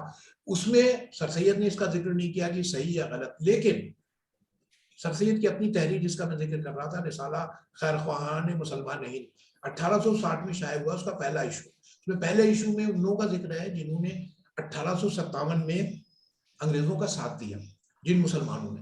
تو شروعات کی انہوں نے اپنے خاندان کے لوگوں سے، اور پہلا جملہ ہے دیکھیے رسالہ، وہ میرے اب تو ہر جگہ اویلیبل ہے، خدابخش لائبریری نے، عابد رضا بیدار صاحب نے اس کو شائع کر دیا. تو اس میں لکھا ہے کہ میرے اجداد، حالی نے لکھا، انہوں نے، سر سید نے لکھا میرے اجداد جلال الدین اکبر کے زمانے میں آئے. تو دیکھیے حالی نے جو بات لکھی اس کا کوئی ثبوت نہیں، سر سید نے جو لکھا اس کا کوئی ہسٹوریکل پروف نہیں. لیکن چونکہ ان کے خاندان کا معاملہ تھا تو یہ ہو سکتا ہے بات صحیح ہو. لیکن میں نے پھر علی مغلس پہ، قدوائی صاحب یہاں موجود ہیں، علی مغلس پہ اطہر علی صاحب کا کام ہے، میں نے ان کی کتاب دیکھی. تو سر سید نے ایک حوالہ دیا تھا، ان کا نام تھا دوست محمد شاہ، ایک دوست محمد کا ذکر کیا اپنے خاندان کے بزرگ کا. تو علی مغلس جو کتاب ہے اس میں آکسفورڈ نے چھاپی ہے، اس میں انہوں نے ذکر کیا ہے، اطہر علی صاحب کی کتاب ہے، انہوں نے دکن کی جو مہم سر کی تھی اورنگزیب نے، تو اس میں جتنے پنچ ہزاری منصبدار ہیں ان کا ذکر ہے. ان پنچ ہزاری منصبداروں میں دوست محمد کا ذکر ہے، جو سر سید کی پانچویں پشت. سر سید آئے کب تھے، ان کے اجداد، اس کا تو ثبوت نہیں ملتا، لیکن یہ ہسٹوریکل پروف ہے میرا. اسی طرح بہن کا نام ہے، حالی نے صفیۃ النساء لکھا ہے جگہ جگہ، اور جب چیک سر سید کی اپنی تحریریں جگہ جگہ انہوں نے لکھا ہے وہ جیبۃ النساء. تو اس کے علاوہ میں بہت سی سینکڑوں چیزیں ایسی موجود ہیں جس کا سر سید، جس کا ذکر حالی نے کیا ہے. لیکن جب آپ کراس چیک کریں تو مجھے نہیں لگتا کہ سر سید حالی کی باتیں صحیح ہیں. بہت سی، مطلب ایون یہ جو جس کا ذکر کرتے ہیں سید الاخبار کا ذکر کیا، منشی ماسٹر رام چندر پہ قدوائی صاحب کا کام ہے. اب حالی دیکھیں دلیل کیا دیتے کہ سر سید کے جو بڑے بھائی تھے سید محمد خان، انہوں نے اپنے بھائی سے بہت، ان کو تعلق خاطر تھا سر سید پہ، تو انہوں نے اس کے لیے، ان کے لیے ایک اخبار نکالا اپنے بھائی کے نام پہ، ان کے لیے نہیں، مطلب ان کو اتنا تعلق خاطر تھا کہ انہوں نے اس کا اخبار جو نکالا سید الاخبار، اس کا نام انہوں نے سر سید کی وجہ سے سید الاخبار لکھا. اب دیکھیے سید، اگر سر سید کا نام کیا تھا؟ احمد. سید الاخبار جب آپ کہہ رہے ہیں تو family name, it is a family name. اگر احمد الاخبار کہتے تو میرے خیال میں بات صحیح ہوتی. پھر انہوں نے جو لکھا کہ 1838 میں انہوں نے اخبار نکالا، اور سر سید نے اپنی جو ہے صحافت کی ابتدائی تعلیم یہیں، ابتدائی گر یہیں سے سیکھے. وہ جو اس زمانے میں نیشنل آرکائیو سے بھی اتفاق سے مجھے جانے کا موقع ملا. اس سے پہلے عتیق صدیقی صاحب نے اس میں بہت اچھا کام کیا، ان کی 2 کتابیں بھی ہیں تاریخ اخبار نویسی کمپنی کے عہد میں، اس پہ انہوں نے بھی ذکر کیا، اور وہ رپورٹ یہاں موجود ہے. اس زمانے میں ظاہر ہے جیسے آج کا رجسٹر نیوز پیپر، اس زمانے میں DPI کہلاتا تھا، ڈائریکٹر آف پبلک انسٹرکشن. اس کی رپورٹ آرکائیوز میں موجود ہے. اس میں جو رپورٹ ہے، یہ جو اخبار ہے سید الاخبار، اس کی کوئی فائل کہیں موجود نہیں ہے، کہیں کوئی موجود نہیں. اس کی کچھ خبریں ضرور ہیں جو صادق الاخبار میں شائع ہوئی، یا اس میں دلی اردو اخبار میں شائع ہوا، لیکن وہ کب نکلا اس کی فائل ہوتی تو پتہ چل جاتا کہ بھئی کب نکلا. تو 1838 میں جو DPI زمانے میں کیمپسن صاحب تھے، بہت مشہور، بعد میں وہ چلے بھی گئے تھے، کیمبرج میں پڑھانے بھی لگے تھے، وہ یہیں سے تھے، DPI director of public instructions تھے. انہوں نے رپورٹ کمپائل کی ہے. 1838 میں جو ذکر ہے، صادق الاخبار کی کتنی کاپیاں چھپتی ہیں، یا اس کی دلی اردو اخبار کی کتنی کاپیاں چھپتی، سب کا ذکر ہے. اس میں کہیں اس کا جو ہے سعید الاخبار کا ذکر نہیں، 1839 میں ذکر نہیں، 1840 میں ذکر نہیں، 1841 میں ذکر ہے کہ صاحب اس کی 45 نکلا کب یہ میں کہیں نہیں رہا ہوں کہ کب نکلا یہ ثبوت نہیں ہے، لیکن جو سرکاری رپورٹ ہے 1841 میں پہلی بار اس کا ذکر ہوتا ہے کہ اس کی 35 کاپیاں شائع ہوتی ہیں۔ اب یہ رسالہ یہ اخبار کب نکلا یہ ڈیبیٹیبل ہو گیا، جو حالی نے اتنی خطیت کے ساتھ شروع کیا 1841 کو سن نے جب 1839 میں سرسید جاب میں آ گئے ان سے مجسٹریٹ کا انہوں نے کمپٹیشن دیا اور ادھر چلے گئے۔ تو یہ اس لحاظ سے اگر آپ حالی کو دیکھیں یہ ضرور ہے کہ انہوں نے بہت اچھی ایک سوانح لکھی، لیکن بہت سی چیزیں ہیں جو تحقیق طلب تھیں وہ سب چیزیں حالی نے جو لکھی۔ اب دیکھیں میر جو ہے کلمہ تعظیمی ہے ہمارے لکھنؤ میں، ظاہر جو شیعہ حضرات ہیں یا ایسے بھی جو سید ہیں ان کو خصوصاً ان کو میر کہتے ہیں، تو میر جیسے مسٹر ہے کلمہ تعظیمی، it can not be part of your name, it can never be. اب وہ میر کو کہتے ہیں میر سید محمد متقی، سید کی کسی پشت میں، اب ہر جگہ بچوں کو پڑھایا تھا میر سید محمد متقی، ان کے خاندان کا ظاہر شجرہ میں خطبات احمدیہ میں بھی ہے، علی گڑھ میں وہاں مزار میں بھی لکھا ہوا، اس میں کہیں میر کا یہ پریفکس یوز نہیں ہوا ہے۔ تو یہ سب بہت سی باتیں ایسی ہیں اگر آپ اس کو تحقیقی نقطہ نظر سے دیکھیں تو مجھے نہیں لگتا کہ حالی نے جو سوانح کے حوالے سے باتیں کہی ہیں وہ ہسٹوریکل جو ایویڈنسز ہیں وہ ان کو حالی کی بات کو انڈورس نہیں کرتے۔ بہت سی میں نے تو اپنی کوشش یہ کی جو چیزیں چیک کی جائیں، ظاہر ہے یہ ہماری تمام، میں عرض کر رہا تھا حالی سر سید فہمی کی تمام راہیں وہیں سے روشن ہوتی ہیں حیات جاوید سے، لیکن انہوں نے جس طرح سے نیریٹو، مجھے لگتا ہے کہ وہ منشی سراج الدین کا جو مسودہ تھا وہ ان کے سامنے تھا، سر سید نے ہو سکتا ہے اسی وجہ سے کیونکہ riddle with lot of mistakes تو انہوں نے ہو سکتا ہے اس کو نہیں شائع کرنے کا ذکر کیا، اور اس میں ذکر بھی ہے انسٹیٹیوٹ گزٹ میں، لیکن یہ جو شائع ہوا، لیکن میرا عرض یہ کرنا ہے کہ اس میں ظاہر انہوں نے بڑا اچھی گفتگو کی جہاں انہوں نے وائسرائے کونسل میں جو سر سید کی خدمات ہے اس کا ذکر کیا انہوں نے، پھر ان کے جو مذہبی افکار تھے ان کا جہاں جہاں ذکر کیا تھا کہ مذہبی افکار کا بھی معاملہ حالی نے بہت ڈائلیوٹ کر کے چیزوں کو پیش کیا ہے۔ جیسے اب سر سید کے جو مذہبی افکار تھے وہ بہت ریڈیکل تھے، اگر آپ نے 16 پاروں کی تفسیر لکھی ہے، اور سر جو انہوں نے مطلب مجھے نہیں لگتا کہ اس کو صرف اپنی بات نہ کہتے، اس کو صرف پیرافریز کر دیتے، وہ جو ان کے خیالات تھے، مثلا حضرت موسیٰ کا جو واقعہ تھا کہ انہوں نے سمندر پہ عصا پھینک دیا اور پانی خشک ہو گیا، اب سر سید اس پہ کیا کہتے ہیں؟ سر سید یہ کہتے ہیں کہ صاحب یہ مسئلہ جو تھا جہاں سے وہ حضرت موسیٰ نے وہ پار کیا تھا سمندر، وہ بحر احمر ہے، ریڈ سی کا علاقہ ہے، وہ چمبر لینڈ کے حوالے سے وہ ذکر کرتے ہیں کہ 30 کلومیٹر کا یہ پیچ تھا جہاں سے وہ نکلے تھے، اسی بیچ میں وہاں پہ 30 آئی لینڈز ہیں، 30 جزیرے ہیں اس میں، اور یہ کہہ رہے ہیں جب وہ نکلے تھے قرآن میں نہیں لکھا کہ صاحب وہ لٹرلی ایسا ہوا، بلکہ وہ سر سید کا جو نظر تھا work of God and word of God میں کوئی ڈیفرنس نہیں ہے۔ ورک آف گاڈ ظاہر ہے نیچر ہے، قانون فطرت ہے جس میں کاز اینڈ ایفیکٹ پہ چلتا، آگ کا کام جلانا ہے تو جلائے گی، پانی کا کام ڈبونا ہے تو ہر ایک کو ڈبوئے گی، اگر گہرا پانی اس میں ڈوبے گا آدمی، اس میں کوئی انحراف نہیں ہے۔ ورڈ آف گاڈ قرآن ہے، ان دونوں میں کوئی ڈاکٹمی نہیں ہے۔ اللہ نے گاڈ میڈ اس، دو انہوں نے پرومس کیے ہیں تو کسی ایک پرومس جو ہے کسی دوسرے کی تقلید نہیں کرتا، تکذیب نہیں کرتا، تو انہوں نے یہ لکھا ہے کہ صاحب جب حضرت موسیٰ جا رہے ہیں تو وہ مسئلہ ہے مد و جزر کا، اس زمانے میں ظاہر ان کو پتا تھا کہ سمندر جو تھا وہ ہائی ایپ تھا، یہ لو ایپ پہ تھا، یہ نکل گئے، جو پیچھے سے فوج آ رہی تھی وہ ڈوب گئی۔ اس طرح ان کے ابراہا کا واقعہ ہے، حضرت جبریل کا واقعہ، حضرت جبریل کو میسنجر سمجھنا ہے، وہ بھی انہوں نے لکھا کہ صاحب یہ سمجھنا کہ 1 to 1 ہے، کوئی بات کہی جا رہی ہے کوئی دوسرا کنوے کر رہا ہے، یہ ان کا نبوت کا خاصہ ہے کہ آپ کے قلب میں ایسی آگ روشن ہو جاتی ہے کہ اس سے آپ اپنی چیزیں کہتے ہیں۔ تو سمجھانے کے لیے شریعت نے آپ کو بتایا خدا کیا کلام کرے گا، خدا انسان ہے کہ بولے گا، اس طرح کی بہت سی باتیں ہیں سر سید نے جو لکھی ہیں، اب پسند آئے یا نہ پسند آئے دیٹس اے ڈیبیٹ، لیکن یہ جو پوری اگر آپ کتاب پڑھیں حیات جاوید جہاں انہوں نے ذکر کیا اس کو بہت ڈائلیوٹ کر کے کیا، لیکن جو بات تھی ان کی بات کہنی چاہیے تھی، لوگوں کو پسند آئے یا نہ پسند آئے it is none of your business, لیکن بہت اچھی گفتگو کی ہے جہاں انہوں نے سر سید کی دوسری جو ان کی سماجی خدمات ہیں، جو ان کی دوسری طرح کی خدمات ہیں، سیاسی خدمات ہیں، سیاست کا بھی انہوں نے ذکر کیا، کانگریس کی مخالفت کی تو کیا کی، اور پھر سر سید کے جو سفر نامے ہیں، سر سید کی تصانیف ہیں، تو اوورآل آپ دیکھیں تو سر سید کے انڈرسٹینڈنگ کے لیے یہ کتاب بہت اہم ہے۔ اس کے باوجود میں جو باتیں عرض کر رہا تھا وہ اپنی جگہ وہ تحقیقی نقطہ نظر سے اگر دیکھی جاتی تو شاید حیات جاوید میں جو چیزیں ہیں اس کو بھی جب آپ सामने लाएंगे तो हयात सर सैयद की तफहीम और हयात जावेद को भी देखने में हमें ज़्यादा मदद मिलेगी। खालिद अलवी साहब आ गए हैं तो हम लोग आप सब उनको सुनेंगे। बहुत बहुत शुक्रिया, मैंने शायद ज़्यादा देर आप लोगों की समा खराशी कर ली, बहुत बहुत शुक्रिया। बहुत बहुत शुक्रिया प्रोफेसर शाफी क़िदवई साहब, आपने बहुत ही उम्दा गुफ्तगू की। और हरचंद के आपने कहा कि आपने कोई पर्चा लिखा नहीं है, लेकिन जिन पहलुओं की तरफ आपने इशारे किए बहुत ही अहम पहलू हैं। और खा वो सवाने हो या सफरनामा, जाहिर है कि इन दोनों हवालों से जो बुनियादी बातें हैं और जिस तरह की खामियां रही हैं या जिस तरह की कोताहियां रही हैं, उनकी तरफ भी आपने इशारे किए और बहुत ही उम्दा गुफ्तगू की, बहुत दिलचस्प गुफ्तगू की। हम आपके शुक्रगुजार हैं। अब मैं प्रोफेसर खालिद अलवी साहब से दरख्वास्त करता हूं कि वो अपना मकाला पेश करें।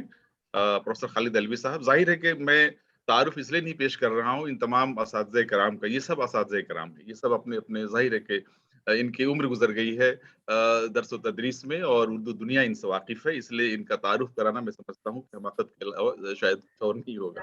आप जानते हैं मैं प्रोफेसर खालिद अलवी साहब से दरख्वास्त करता हूँ कि वो अपना मकाला पेश करें। प्रोफेसर खालिद अलवी सर आप अनम्यूट कर लीजिए। खालिद अलवी सर आप म्यूट हैं। आवाज नहीं आ रही सर। हाँ, खालिद अलवी साहब आप अपना माइक अनम्यूट कीजिए। जी जी शुक्रिया। जनाब सदर, क़िदवाई साहब, शाफी साहब और तमाम दोस्तों, दरअसल मुझे जो मौजू दिया गया था वो स्वान उमरी का था और स्वान उमरी मेरे खास दिलचस्पी का मौजू है और मैं पिछले बहुत दिनों से स्वान उमरियों पर खुद नविश्तों पर ये काम कर रहा हूँ और मैंने कई मज़ामीन भी मेरे इसमें शाये हुए हैं। तो बहुत मुझे ये बड़ा दिलचस्प मौजू लगता है। मैं सोचता हूँ तनकीद वनकीद जो है सब बेकार है इसके सामने। अगर आप स्वान उमरिया ही पढ़ें तो लगता है वो पुरानी बात कहा जाता है कि हर आदमी की जिंदगी एक नावल की तरह है, और लेकिन उस नावल को लोग लिखते किस तरह है ये और भी दिलचस्प मौजू है कि उसमें हमारी अना सामने आती है, कभी कभी हमारा पिदरम सुल्तान बूथ सामने आता है, कभी कभी बहुत सारी ऐसी बातें हैं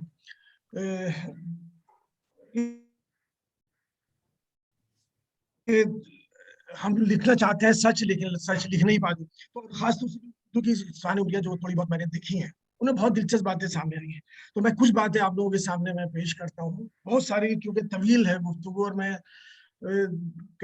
2-3 साल से मैं मुझे खास दिलचस्पी का मौजू है, तो बहुत मैं बस थोड़ी देर में अपनी बात खत्म कर दूंगा। दरअसल खुद नविश्त लिखना एक बड़ा मुश्किल काम है। किसी ने कहा है कि जब आदमी खुद नविश्त लिखता है तो इसके शुमाल में उसकी ईगो होती है, उसकी जनूब में उसका खानदान होता है जिसको वो सब एक तरह से प्रेशर में रहता है, और मशरिक मगरिब में समाज होता है। इन तमाम चीज़ों से बच के उसको लिखना पड़ता है। इन तमाम, अब ये स्वान उमरिया क्या है इस पर मैं क्या गुफ्तगू आप सब लोगों के सामने, लेकिन जो उर्दू के अहम स्वान उमरिया है उस पर मैं थोड़ा थोड़ा हवाले से बात करना चाहता हूँ। लेकिन ये जरूर है कि बहुत सी स्वान उमरिया ऐसी हैं जिन्हें हमने बहुत अहम स्वान उमरी समझ लिया है। जैसे अभी शाफी साहब भी कह रहे थे कि खुद नविश्त ना हो स्वान उमरिया हो तो उसमें तो बहुत सारी ऐसे तसामियात हो जाते हैं जिनको हम वेरीफाई नहीं कर पाते दूसरे जरियों से। उर्दू की जो पहली स्वान उमरी है वो तो जहाँ तक मैं समझता हूँ मौलाना जाफिर थानेसरी की स्वान उमरी है, और मौलाना जाफिर थानेसरी की स्वान बहुत बाद में शाये हुई। इससे पहले जो नक्कुश का BP नंबर निकला था तो उसमें इसके बारे में एक बड़े अफसाना तराजी की गई थी कि जब ये जाफिर थानेसरी वहाँ काला पानी में कैद थे तो इन्होंने वहां की दीवारों पर कोयले से अपनी स्वान उमरी ली थी, और जब इनका बेटा वहां पहुंचा तो ये इनका जनाजा निकल रहा था, फिर उसने वो सारी स्वान उमरी शाये की। तो ऐसी नाकाबिल यकीन बातें उसके बारे में थी। लेकिन अब जब ये शाये हो गई है तो इसमें 2 हिस्से हैं, एक तारीख अजीब के नाम से और एक तवारीख अजब के नाम से। इसमें इन पर एक मुकदमा चला और इनको सजा हो गई, लेकिन वो ये पहले हुआ दिल्ली से ही भाग गए और इनको ये अलीगढ़ में गिरफ्तारी हुई। तो किसी ने इनसे पूछा कि आप गिरफ्तार किस तरह हुए, तो उन्होंने कहा कि मैं खुदा की मर्जी के बगैर चला गया था तो खुदा ने मुझे गिरफ्तार करा दिया, और इन पर अंबाले में मुकदमा चला। اور وہاں ان کو جب موت کی سزا سنائی گئی تو انہوں نے اس میں یہ لکھا ہے کہ مجھے اتنی خوشی ہوئی کہ دنیا کی کسی چیز سے مجھے خوشی نہیں ہو سکتی تھی، کہ میں چاہتا تھا کہ مجھے اس میں بغاوت میں اس میں پھانسی ہو جائے اور مجھے پھانسی کی سزا مل گئی، لیکن جب انہیں یہ پتا چلا کہ یہ پھانسی کی سزا سے خوش ہے تو انہوں نے انہیں کالا پانی کی سزا سنا۔ کالا پانی میں اس میں بہت ساری دلچسپ بات ہے، لیکن ایک سوال بڑی عجیب بات ہے کہ اس میں مجھے مولانا محمد علی جوہر کا ایک شعر اس میں وہ لکھتے ہیں کہ مستحق دار کو حکم نظر بندی ملا، کیا کہوں کیسے رہائی ہوتے ہوتے رہ گئی۔ اب مولانا محمد علی جوہر کا زمانہ ان سے بہت بات کا ہے، ان کا شعر کیسے اس میں آ گیا؟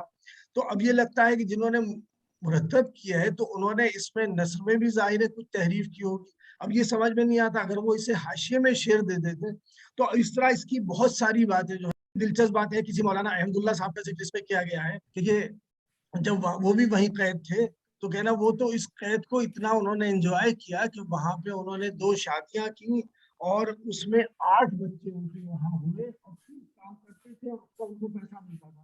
وہاں جو قیدی کام کرتے تھے ان کو پیسہ ملتا تھا۔ تو جب یہ 18 سال کے بعد مولانا احمد اللہ رہا ہو کے آئے تو ان کے ساتھ 2 بیویاں، 8 بچے اور 8,000 روپے تھے۔ تو ایسی اس میں بہت سی باتیں ہیں، لیکن اس کا متن جو ہے وہ مجھے اس حد تک قابل یقین نہیں لگتا، کیونکہ وہ بہت ساری تحریف کی اس میں کہیں کہیں مجھے شبہ ہوتا ہے۔ کوئی ثبوت حتمی طور پہ میرے پاس نہیں ہے، لیکن ایسا بہت سارا شبہ ہوتا ہے۔ دوسری بایوگرافی جس کا ذکر ہم سب اردو والوں کو یعنی کرتے ہیں، حالانکہ وہ فارسی میں لکھی گئی تھی، اس کا ترجمہ ہو چکا ہے، وہ ہمارے شاعر اعظم میر کی ہے، ذکر میر کے نام سے۔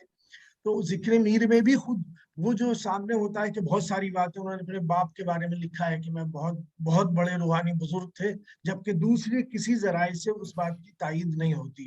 لیکن کچھ چیزیں میر کی بایوگرافی میں ایسی ہیں جو ہم سب تاریخ کے طالب علموں کو بہت یعنی دلچسپی ہے اس میں ہے کہ اس زمانے کی جو دہلی تھی، مثلا نادر شاہ کا جو حملہ تھا اس کی تفصیل اس میں ہے۔ اس زمانے کے بادشاہ کے بارے میں لکھا ہے، وہ بیچارہ بہت ہی کمزور بادشاہ تھا اور اس کو 100 روپیہ روز روزینہ ملتا تھا۔ لال قلعے پر جاٹوں کا قبضہ ہو گیا تھا۔ تو ایسی بہت ساری چیزیں اس میں ہیں۔ اس میں یہ بھی لکھا ہے کہ دہلی کی یہ حالت ہے کہ اگر یہاں کی بلڈنگوں کی، یہاں کی جو عمارتیں ہیں ان کی مرمت نہ کی گئی تو یہ بہت جلد جو ہے گر پڑیں گی، خراب ہو جائیں گی، ڈھہ جائیں گی۔ اور اس کی جو دوسری انگلش میں کتابیں اس زمانے میں لکھی گئی ہیں ان سب سے اس بات کی تائید۔ ایک اور اہم شان عمری ہے وہ نساخ کی ہے۔ عبد الغفور نساخ ان کا مشہور شعر ہے ان کا، کیس جنگل میں اکیلا ہے مجھے جانے دو، خوب گزرے گی جو مل بیٹھیں گے دیوانے دو۔ شاعر تھے انہوں نے اور بہت ساری کتابیں بھی لکھی ہیں، لیکن اس میں انہوں نے یہ لکھا ہے کہ یہ پہلے تھوڑا بہت پڑھ لکھ کے کہیں پہ کسی پیشکار نہیں اور بھی چھوٹی پوسٹ تھی کسی عدالت میں ہو گئے، لیکن یہ ڈپٹی کلیکٹر بننا چاہتے تھے اور انہوں نے میر محمد واحد چشتی ابو العلا داناپوری کو ان کے پیر صاحب تھے ان سے کہا کہ مجھے آپ ڈپٹی کلیکٹر بنا دیجیے۔ تو انہوں نے ان کے ایک وظیفہ بتایا، انہوں نے پھر وہ وظیفہ کھینچا، کہنا اس سے میں نہیں ہو پایا، پھر دوسری بار وظیفہ کھینچا پھر نہیں ہو پایا، اور آخر میں پھر یہ ڈپٹی کلیکٹر ہو گئے۔ لیکن انہیں کبھی بھی یہ یقین نہیں آیا کہ اپنی قابلیت اور علمیت کی وجہ سے ڈپٹی کلیکٹر ہوئے ہیں، وہ ہمیشہ اپنے پیر صاحب کی دعا سے ہی سمجھتے رہے۔ اور ایسی کچھ باتیں ہیں اس میں کہ جیسے ایک بار کشتی میں کہیں جا رہے تھے تو اس میں کشتی ڈوبنے لگی تو انہوں نے پھر پیر صاحب کا دھیان کیا، بچ گئے۔ تو عجیب و غریب اس طرح کی باتیں اس میں ہیں۔ اس میں غالب کا ذکر ہے، شیفتہ کا ذکر ہے، داغ کا ذکر ہے۔ ایک اور دلچسپ بات ہے اس زمانے کی کچھ تہذیبی باتیں، مثال کے طور پہ لکھا ہے کہ دہلی کے شرفا جو تھے وہ کبھی اپنے گھر پہ دوسرے شاعر کا کلام نہیں سنتے تھے، بلکہ اپنے گھر پہ اپنا کلام سناتے تھے اور دوسرے شاعر کا کلام جب سننا ہوتا تھا تو اس کے گھر جاتے تھے۔ اس طرح کی تہذیبی باتیں لکھی ہیں۔ اور کچھ انہوں نے ایسے حوالے دیے، مثال کے طور پر لکھا کہ غالب سے ملاقات ہوئی تو غالب نے مجھ سے کہا کہ تم بھی میری طرح سے 6-7 سال کی عمر سے شعر کہتے ہوں گے، جبکہ یہ بالکل امید نہیں کی جاتی کہ غالب بھی کریں گے۔ حالانکہ غالب نے اپنی عمر جو ہے جس سے انہوں نے شعر گوئی شروع کی وہ کم سے کم 12-13 مقامات پر مختلف بتائی ہے، کہیں 11 سال، کہیں 12 سال، کہیں 13 سال، 7 سال انہوں نے کہیں نہیں بتائی۔ تو مجھے نہیں لگتا ہے کہ غالب نے نساخ سے یہ کہا ہوگا۔ پھر انہوں نے ایک بار لکھا ہے کہ انہوں نے مثنوی چراغ دیر کے 300-400 شعر مجھے سنائے۔ مثنوی چراغ دیر میں 300-400 شعر نہیں ہیں، تو اس طرح کی باتیں اس میں ہیں۔ اور بہت سی باتیں ایسی بھی داخل لی. دوسری ایک دلچسپ نہیں بلکہ تاریخی طور سے ہم کہہ سکتے ہیں کہ ایک ہے مرقات الیقین. حکیم نور العین صاحب تھے, ان کی ایک سوانح عمری ہے, مرقات الیقین اس کا نام ہے, اور وہ پہلی سوانح عمری ہے کہ جو ڈکٹیٹ کی گئی ہے. اکبر شاہ خان نجیب آبادی جو بہت مشہور مورخ تھے, مورخ اسلام کہلاتے تھے, تاریخ اسلام کی 4 جلدوں میں انہوں نے تاریخ لکھی ہے, تو وہ ان کے شاگرد تھے. انہوں نے ڈکٹیٹ کیا اور انہوں نے پوری سوانح عمری لکھی ہے. اور اس میں انہوں نے کچھ لکھا ہے کہ بہت سارے لوگ جو تھے کہ ہمارے طبیب لوگ جو تھے پرانے اپنے نسخے نہیں بتاتے تھے, مگر میں نے تمام نسخے جو میرے پاس ہے میں بتاتا ہوں. تو ایک حکیموں کے لحاظ سے وہ اہم ہے. لیکن انہوں نے ایک دلچسپ بات یہ لکھی کہ ان کے والد نے کہا تھا کہ اتنی تعلیم حاصل کرو اور اتنی دور تعلیم جا کر تعلیم حاصل کرو کہ تمہیں خاندان کے گھر کے مرنے جینے سے کوئی تعلق نہ رہے, کوئی علم نہ ہو تمہیں. تو انہوں نے رامپور میں تعلیم حاصل کی, بھوپال میں کی, پھر مکہ مدینہ جا کے تعلیم حاصل کی, اور پھر اس کے بعد ایک بہت نامور آدمی ہوئے. ایک سوانح عمری آپ بیتی ان کی خواجہ حسن نظامی کی ہے. خواجہ حسن نظامی کی آپ بیتی 1919 میں لکھی گئی تھی, اور یہ پہلی بار کب شائع ہوئی اس کی کوئی اطلاع مجھے نہیں ہوتی. مشفق خواجہ نے جو شائع کی اس کا ایڈیشن میرے پاس ہے.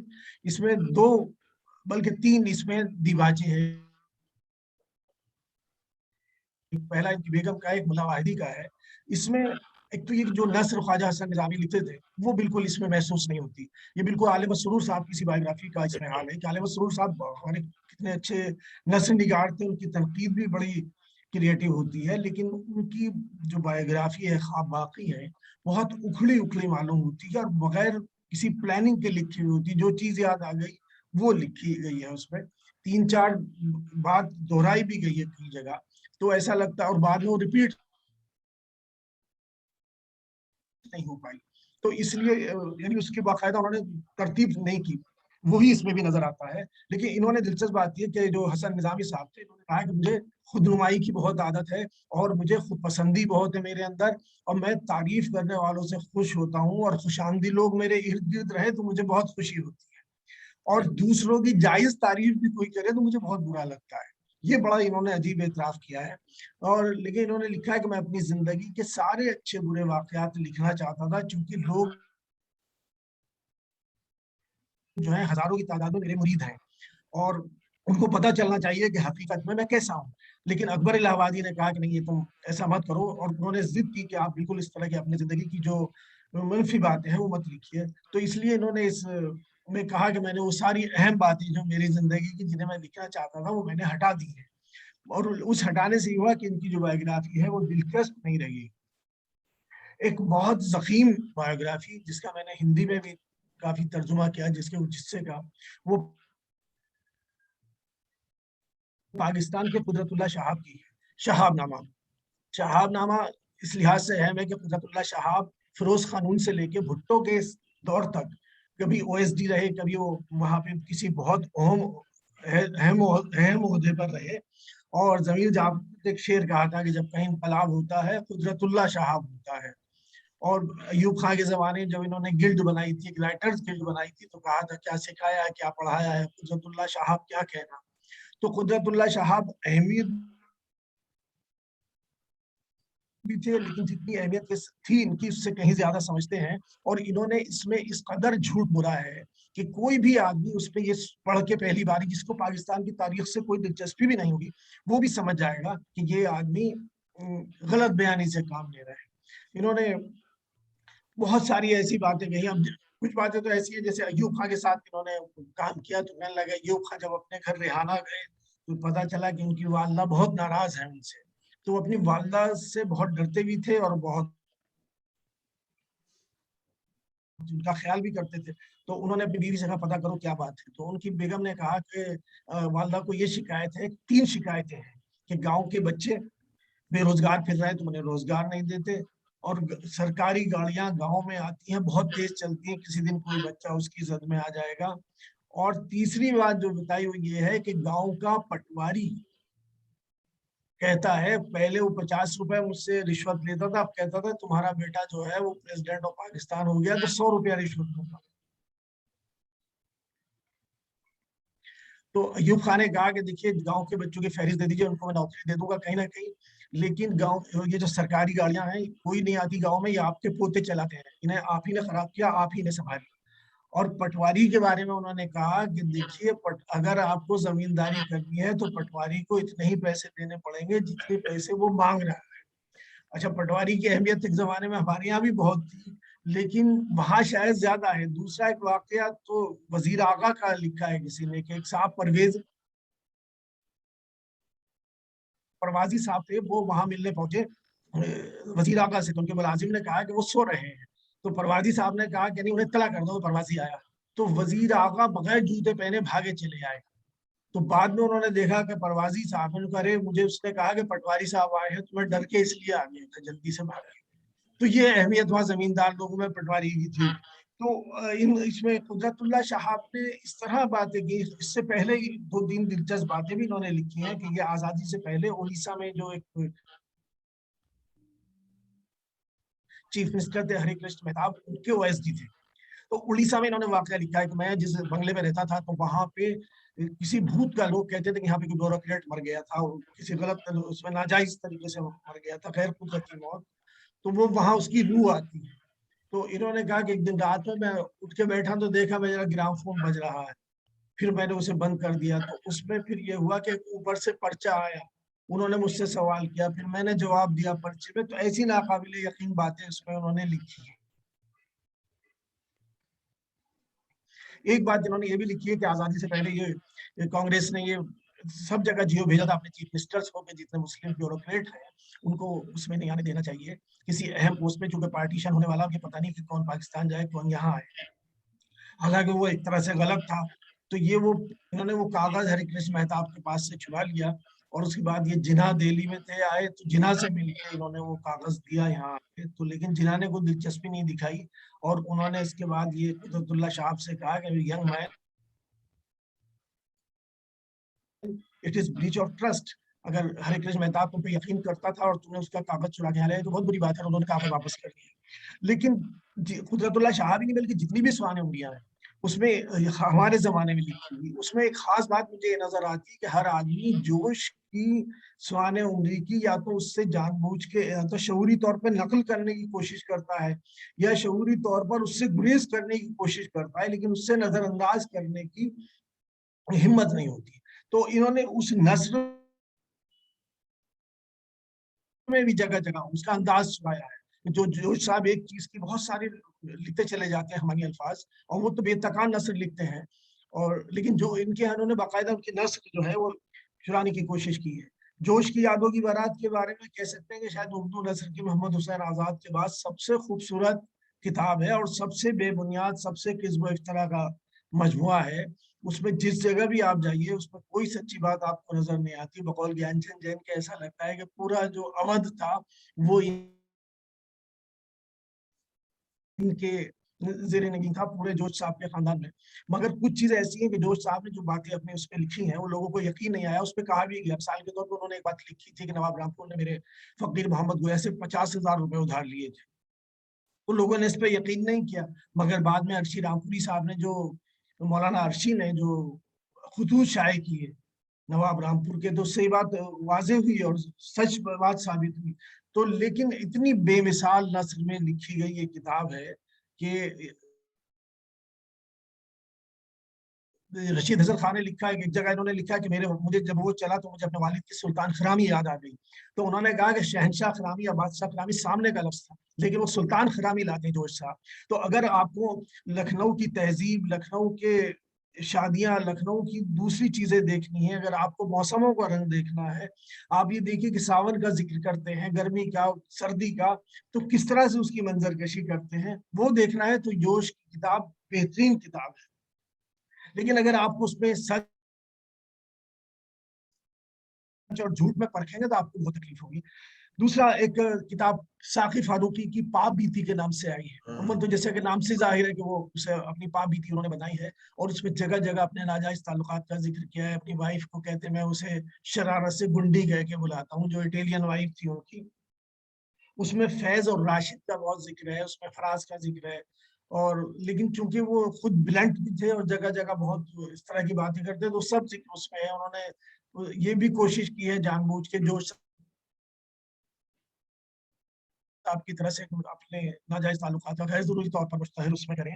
اور راشد صاحب کے بارے میں لکھا ہے کہ راشد صاحب کو چونکہ وہاں جلایا گیا تھا بٹے میں تو اس کی تفصیلات بھی انہوں نے دی ہیں. جو انہوں نے صرف یہ کہا تھا کہ وہاں وہ گئے ایک بار کسی کریمیشن میں تو انہوں نے کہا یہ تو بہت اچھی چیز ہے, ایک دم آدمی اس پہ ختم ہو جاتا ہے. انہوں نے یہ اس طرح کی وصیت بالکل کہیں نہیں کی تھی مجھے ضرور اسی طرح کیا جائے, لیکن ان کی وائف جو تھی شہلا اس نے کہا نہیں وہ یہ کہہ رہے تھے تو انہیں ایسے کیا جانا چاہیے. اور جب ان کو یعنی نظر آتش کیا گیا تو ان کا بیٹا شہریار بھی وہاں پہنچا نہیں تھا, تھوڑی دیر کے بعد پہنچا, اس نے چلیے تو ہونا ہی تھا ہو گیا. لیکن راشد صاحب کے بارے میں لکھا ہے کہ خود کسی کا دل دکھانے میں وہ ابتدا نہیں کرتے تھے, لیکن اگر کوئی ان کا دل دکھاتا تھا تو اس کے بعد بدلہ لینے میں معاف نہیں کرتے تھے. ایک دلچسپ آپ بیتی جو ہے وہ نوشاد کی شاعری, فلم کے جو میوزک ڈائریکٹر تھے موسیقار نوشاد صاحب, ابتدا میں وہ یہاں شائع ہوئی تھی, شمع میں قسطوار شائع ہوئی تھی, اور بعد میں اسے فرید بک ڈپو نے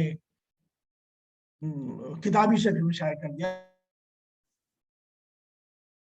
ان کے انتقال کے بعد میرے خیال سے وہ کسی اور نے مرتب کی ہے شمع سے لے کے, لیکن اس میں کوئی زیادہ تحریف نہیں کی گئی ہے, بالکل وہ ہے.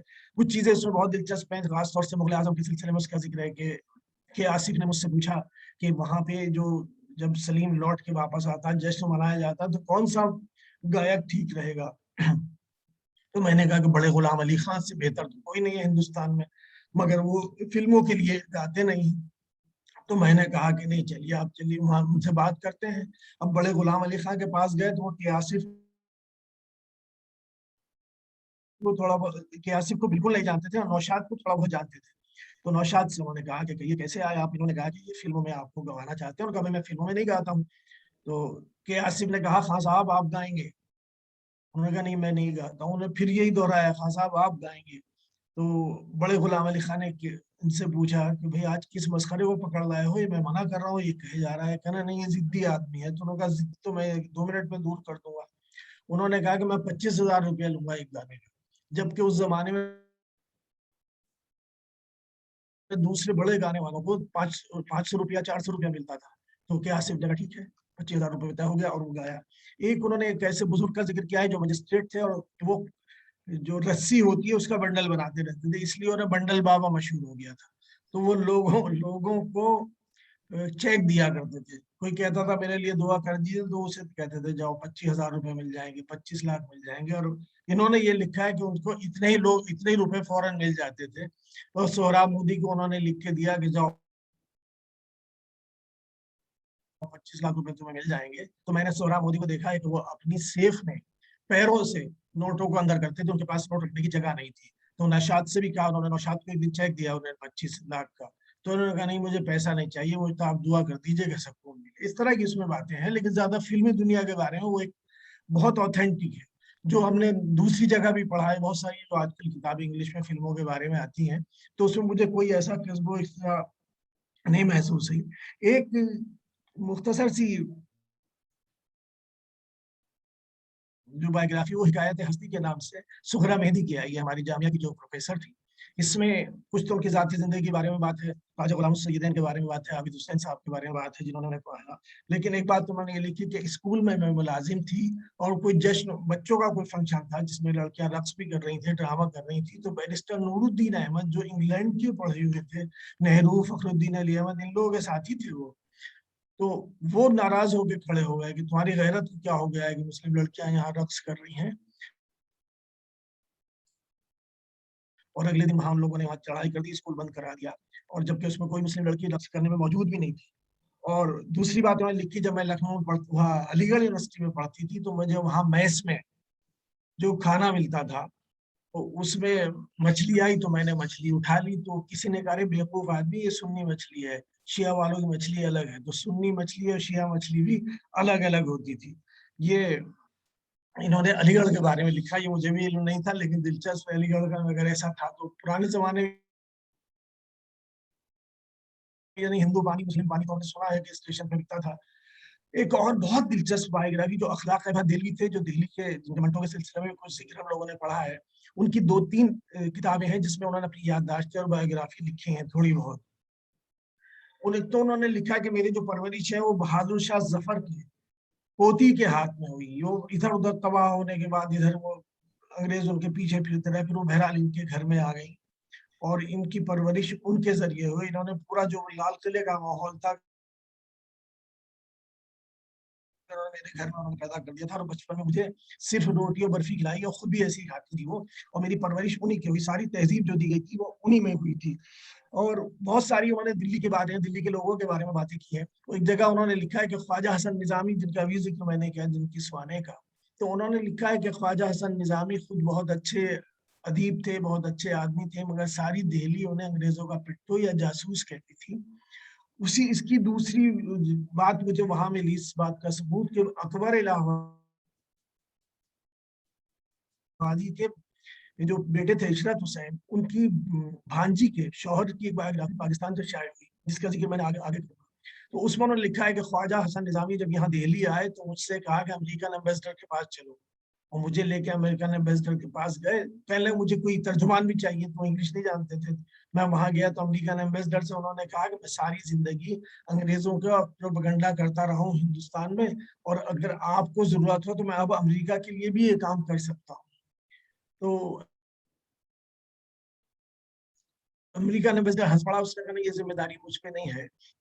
तो एक उन्होंने वाकया मौलाना मौदूदी और मौलाना, ये दोनों भाई मौलाना मौदूदी और अब्दुल खैर मौदूदी का लिखा है कि मैं जब यहाँ से पाकिस्तान गया तो एक बहुत वीरान से घर में था और सामने ये दोनों लोग रहते थे, और अबुल आला मौदूदी से नाराज होकर उनकी वालदा और बड़े बड़े या छोटे भाई अबुल खैर मौदूदी जो थी, ये बाहर निकल आए, उन्होंने टेंट लगा के वहां रहने लगे। तो मैं उन्हें अपने घर में ले आया।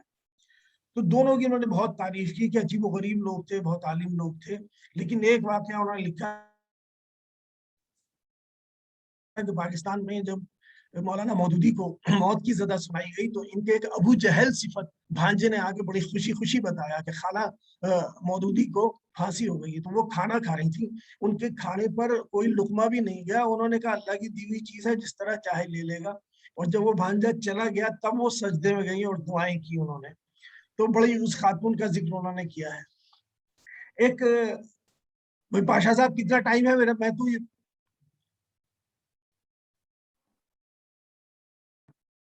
हाँ, मेरा ख्याल है कि आप बस इसको समअप कर दें, 1-2 मिनट में समअप कर दें, क्योंकि एक मकाले का इजाफा और हो गया है। प्रोफेसर सरवत खान साहब भी अपना मकाला पेश करेंगी इसी सेशन में। तो मेरी दरख्वास्त है कि आप अपना मकाला समअप कर दें। ठीक है, शुक्रिया साहब।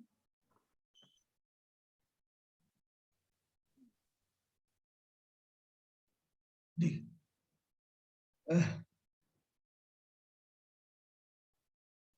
ऐसी बहुत सारी चीजें हैं। डगर से हटकर एक बायोग्राफी है, ये सईदा बानो, जिनके बारे में कहा जाता है कि ऑल इंडिया रेडियो की सबसे ज्यादा मीठी आवाज, यानी पूरी दुनिया में उनसे अच्छी आवाज किसी न्यूज रीडर की नहीं थी, और ऑल इंडिया रेडियो की पहली खातून न्यूज रीडर थी। उनकी शादी लखनऊ में बाकायदा एक साहब से हो चुकी थी, अब्बास साहब से, और उन्हें बेगम अख्तर मिली एक रेडियो स्टेशन पे। तो उन्होंने कहा कि मैं इश्तियाक आरिफ से शादी करना चाहती हूँ, इन्होंने उनकी शादी करा दी। तो इन्होंने ये लिखा कि उस जमाने में बेगम अख्तर से जो लखनऊ की खवातीन थी वो पर्दा करती थी, खवातीन भी पर्दा करती थी। लेकिन फिर ये अपने शौहर से इन्होंने सेपरेशन हो गया, ये दिल्ली आई, और दिल्ली में बैरिस्टर नूरुद्दीन अहमद से इनके ताल्लुकात हो गए। और इन्होंने लिखा कि हम चुपचाप जमुना के किनारे मिलते थे। तो अब मुझे, और ये भी कहते हैं मुझे हंसी आती थी कि हम लोग कैसे कॉलेज की लड़कियों की तरह, लड़कियों की तरह से मेरी उनसे दोस्ती थी। लेकिन बेगम अख्तर ने एक दिन मुझसे कहा कि तुमने अब्बास भाई को छोड़ के अच्छा नहीं किया और तुम्हें ऐसा नहीं करना चाहिए था। तो फिर जुमला इन्होंने लिखा है कि इनसे लखनऊ की खवातीन पर्दा करना चाहती थी और अब ये मुझे अपनी जगह बिठाना चाहती है। एक बायोग्राफी जिसपे मेरे मजमून भी मैंने लिखा है गालिब नामे में, शाद की कहानी, शाद की जुबानी। ये शाद अजीमाबादी की बायोग्राफी है। उन्होंने लिखी, इसमें बहुत ज्यादा अपनी तारीफ की। तो उन्हें लगा कि शायद मुझे अपने मुंह से, अपने कलम से इतनी तारीफ करना मुनासिब नहीं है। तो उन्होंने अपने शागिर्द मुस्लिम अजीमाबादी को दी कि इसको शाये कर देना। इस बीच में शाद का इंतकाल हो गया। मुस्लिम अजीमाबादी ने भी वो किताब शाये नहीं की। उन्हें लगा कि शायद उनकी अदबी हैसियत के मुनाफी है बात की, इतनी तारीफ शाद की करें। तो और उसमें फिर डॉक्टर जाकिर साहब जब गवर्नर हुए पंजाब के, तो उन्होंने वो किताब शाये कराई। तो वहां उसमें इस अजीब सा है कि वो है तो शाद की तरफ से, जगह जगह लिखा जनाब शाद का वजन इतना था, सैयद साहब का इतना था, सैयद साहब का वजन इतना था, सैयद साहब इस तरह की शायरी करते थे, सैयद साहब ने ये किया है। तो ऐसा लगता है पूरा जो हिंदुस्तान, उसमें ज्यादातर चीजें वो हैं जो गालिब ने अपने बारे में लिखी। मिसाल के तौर पर गालिब कहते हैं मेरा ईरान का आदमी था, उसने आगे मुझे फारसी पढ़ाई। बिल्कुल सेम काम इनके साथ भी हुआ। तो उन्होंने कहा कि ईरानी आदमी से मैंने फारसी पढ़ी, जो पटना आके मेरे घर कयाम किया। और मीरानीज जो थे उस जमाने में जब पटना आते थे तो ज्यादा लोगों ने अहमियत नहीं देते थे। पहली बार मैंने उनका फंक्शन किया तो उसके बाद लोग उनके तमाम मुरीद हो गए। तो इस तरह की बहुत सारी इसमें बातें हैं। बस चूंकि बहुत सारी बायोग्राफीज है, मैंने आपसे कहा कि मैं इस मौजू पे बहुत सारा काम भी कर रहा हूँ, तो बस मैं इन्हीं अल्फाज के साथ अपनी बात खत्म करता हूँ। बहुत बहुत शुक्रिया। बातें तो और हैं, बहुत सारी बायोग्राफी मेरे जहन में जिनका जिक्र किया जा सकता है, लेकिन चलिए, बहुत बहुत शुक्रिया। बहुत बहुत शुक्रिया प्रोफेसर खालिद अलवी साहब। ख़वातीन हज़रात, अभी आपने प्रोफेसर खालिद अलवी साहब का मकाला आपने समाअत फरमाया।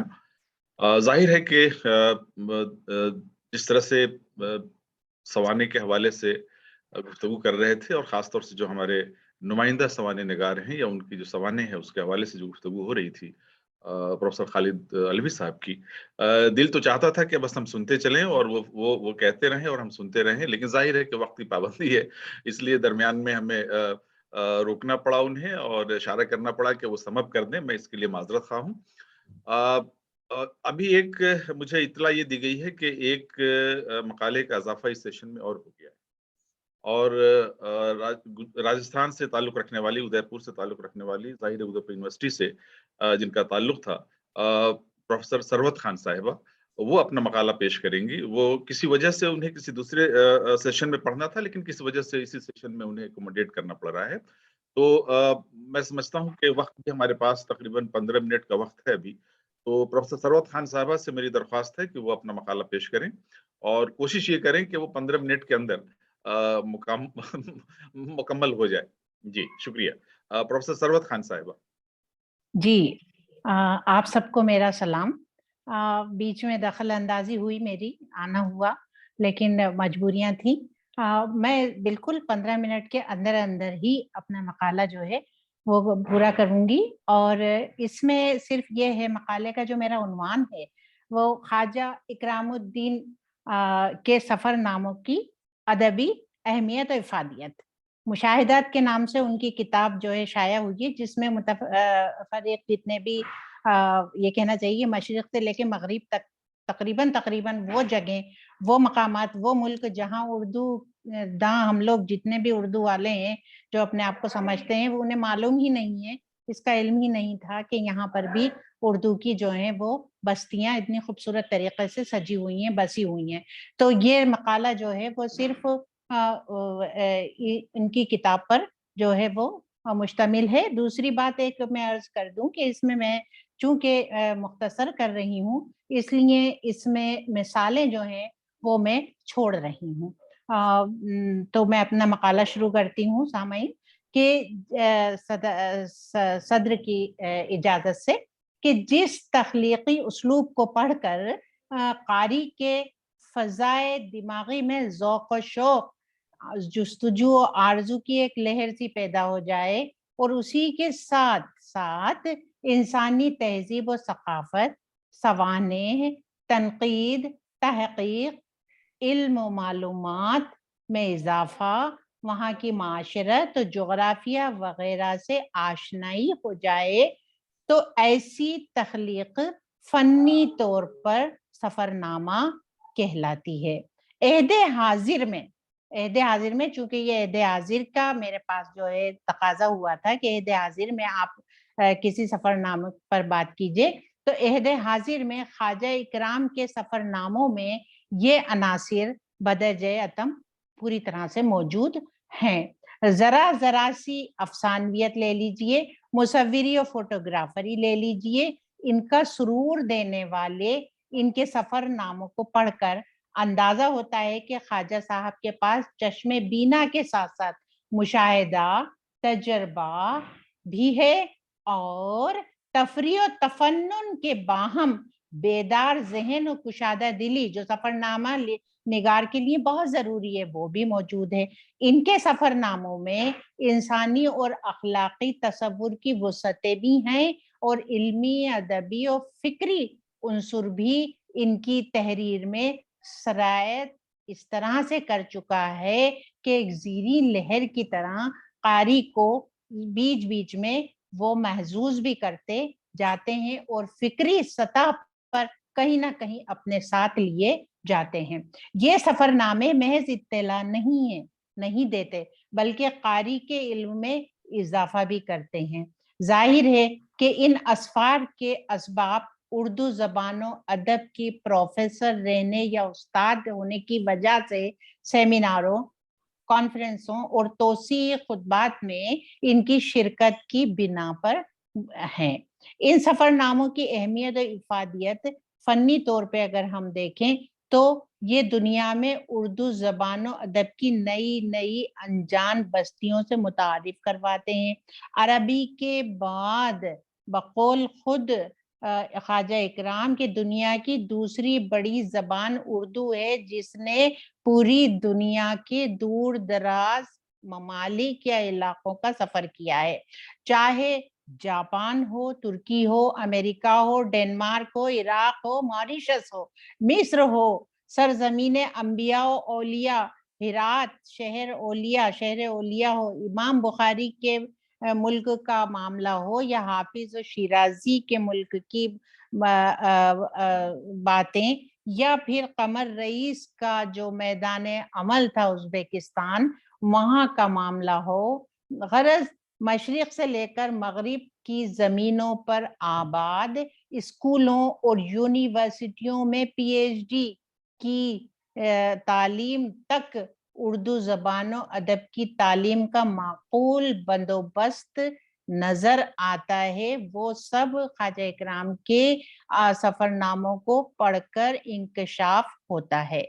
वहाँ के तलबा, तालिबात, असातिज़ा कराम की इंसान दोस्ती और उर्दू दोस्ती का जिक्र और हाल ख्वाजा इकराम से सुनिए या पढ़िए या देखिए तो दिल अशश करने लगता है कि उर्दू ज़बान की मौत का मातम करने वाले हम उर्दू वाले हम लोग किस कदर महदूद मालूमात रखते हैं।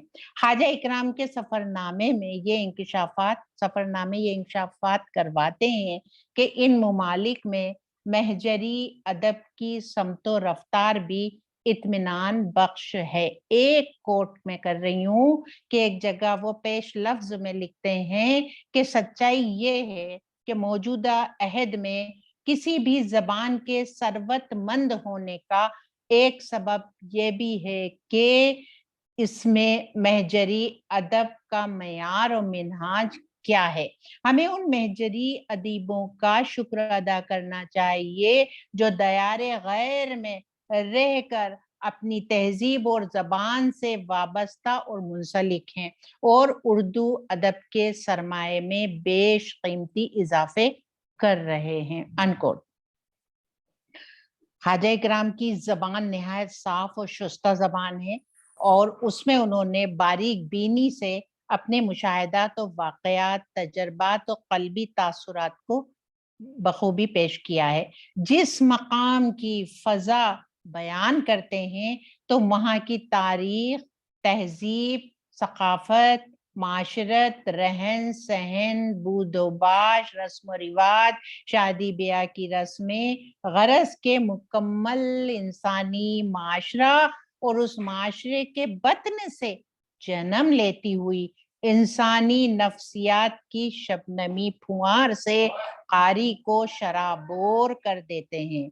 यही नहीं बल्कि कारी के इरादों में रख्ते सफर पर आमादा कर लेने का मादा भी भर देने की सलाहियत रखते हैं। यकीन जानिए जब से पढ़ी है उनकी किताब, उनके सफरनामे, जी चाहने लगा कि इन जगहों की जो है वो एक सफर हम भी करें और उन्हीं के साथ करें, ऐसे ही प्रोफेसरान के साथ जिनकी के वाकई में ये खिदमात भी हैं کہ انہوں نے ہمیں وہاں کی جو نظام ہے، جو نظم و ضبط ہے اردو کو لے کر، اور دیگر جو سفر نامے کے تقاضے ہیں، ان سب نظام سے ہمیں واقفیت کروائی۔ ان سفر ناموں میں بہترین اسلوب کے باہم دلکش فضا، موسم، ماحول، اخلاق و آداب اور جو ادبی کردار ان کو ملے، جو ادبی ہستیاں ان کو وہاں پر کام کرتی ہوئی ملی، اور ان کی جو زندہ جاوید شبیہ تراشنے کا توازن، ایک توازن ہوتا ہے، وہ توازن ان کے سفر ناموں کو منفرد بناتا ہے۔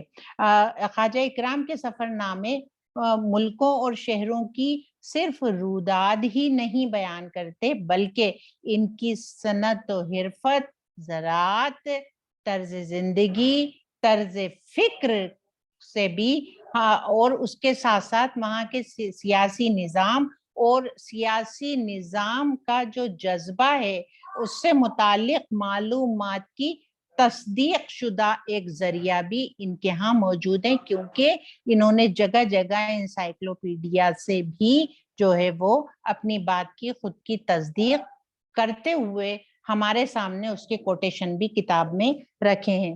پڑھنے والے کے علم و آگہی میں اضافہ کرنے والی یہ تحریریں تربیہ و حسنیہ دونوں ہی مزاج کی رنگا رنگی کو پیش کرتی ہیں۔ ایک منٹ ذرا چپ رہیں گے آپ لوگ۔ یہ سفر نامے کی فضا کو بوجھل ہونے نہیں دیتے، یہ سفر نامے کی فضا کو بوجھل ہونے نہیں دیتے، بلکہ حقیقت سے روبرو کرواتے ہوئے باطن سے خارج کی طرف لے جانے کا تاثر قاری کے دل میں بڑے کامیاب طریقے سے پیدا کر دیتے ہیں۔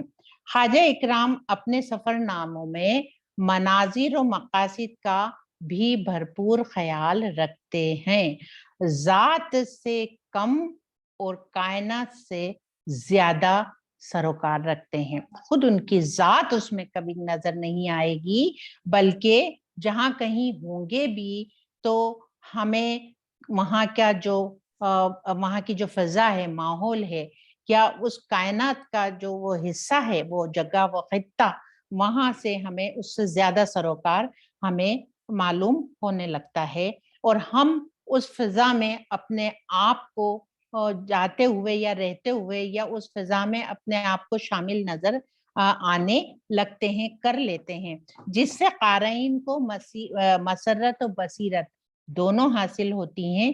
کہیں کہیں تو تحریر احساس جمال اور عرفان جمال کی حدوں کو چھو لیتی ہے۔ ایسا لگتا ہے جیسے شعور کائنات اور شعور ذات، شعور کائنات، شعور ذات میں تبدیل و تحلیل ہو رہی ہو۔ محسوس ایسا ہی ہوتا ہے، جس کی وجہ سے خواجہ محمد اکرام الدین کے سفر ناموں کا تاثر دیر پا قائم رہتا ہے۔ یہ بھی ایک خصوصیت ہے سفر نامے کی کہ تاثر دیر پا قائم رہتا ہے، تو کسی بھی تحریر کی، کسی بھی صنف کی ادبی شان اس میں مضمر ہے کہ اس کا تاثر جو ہے وہ دیر تک قائم رہے، دیر پا رہے۔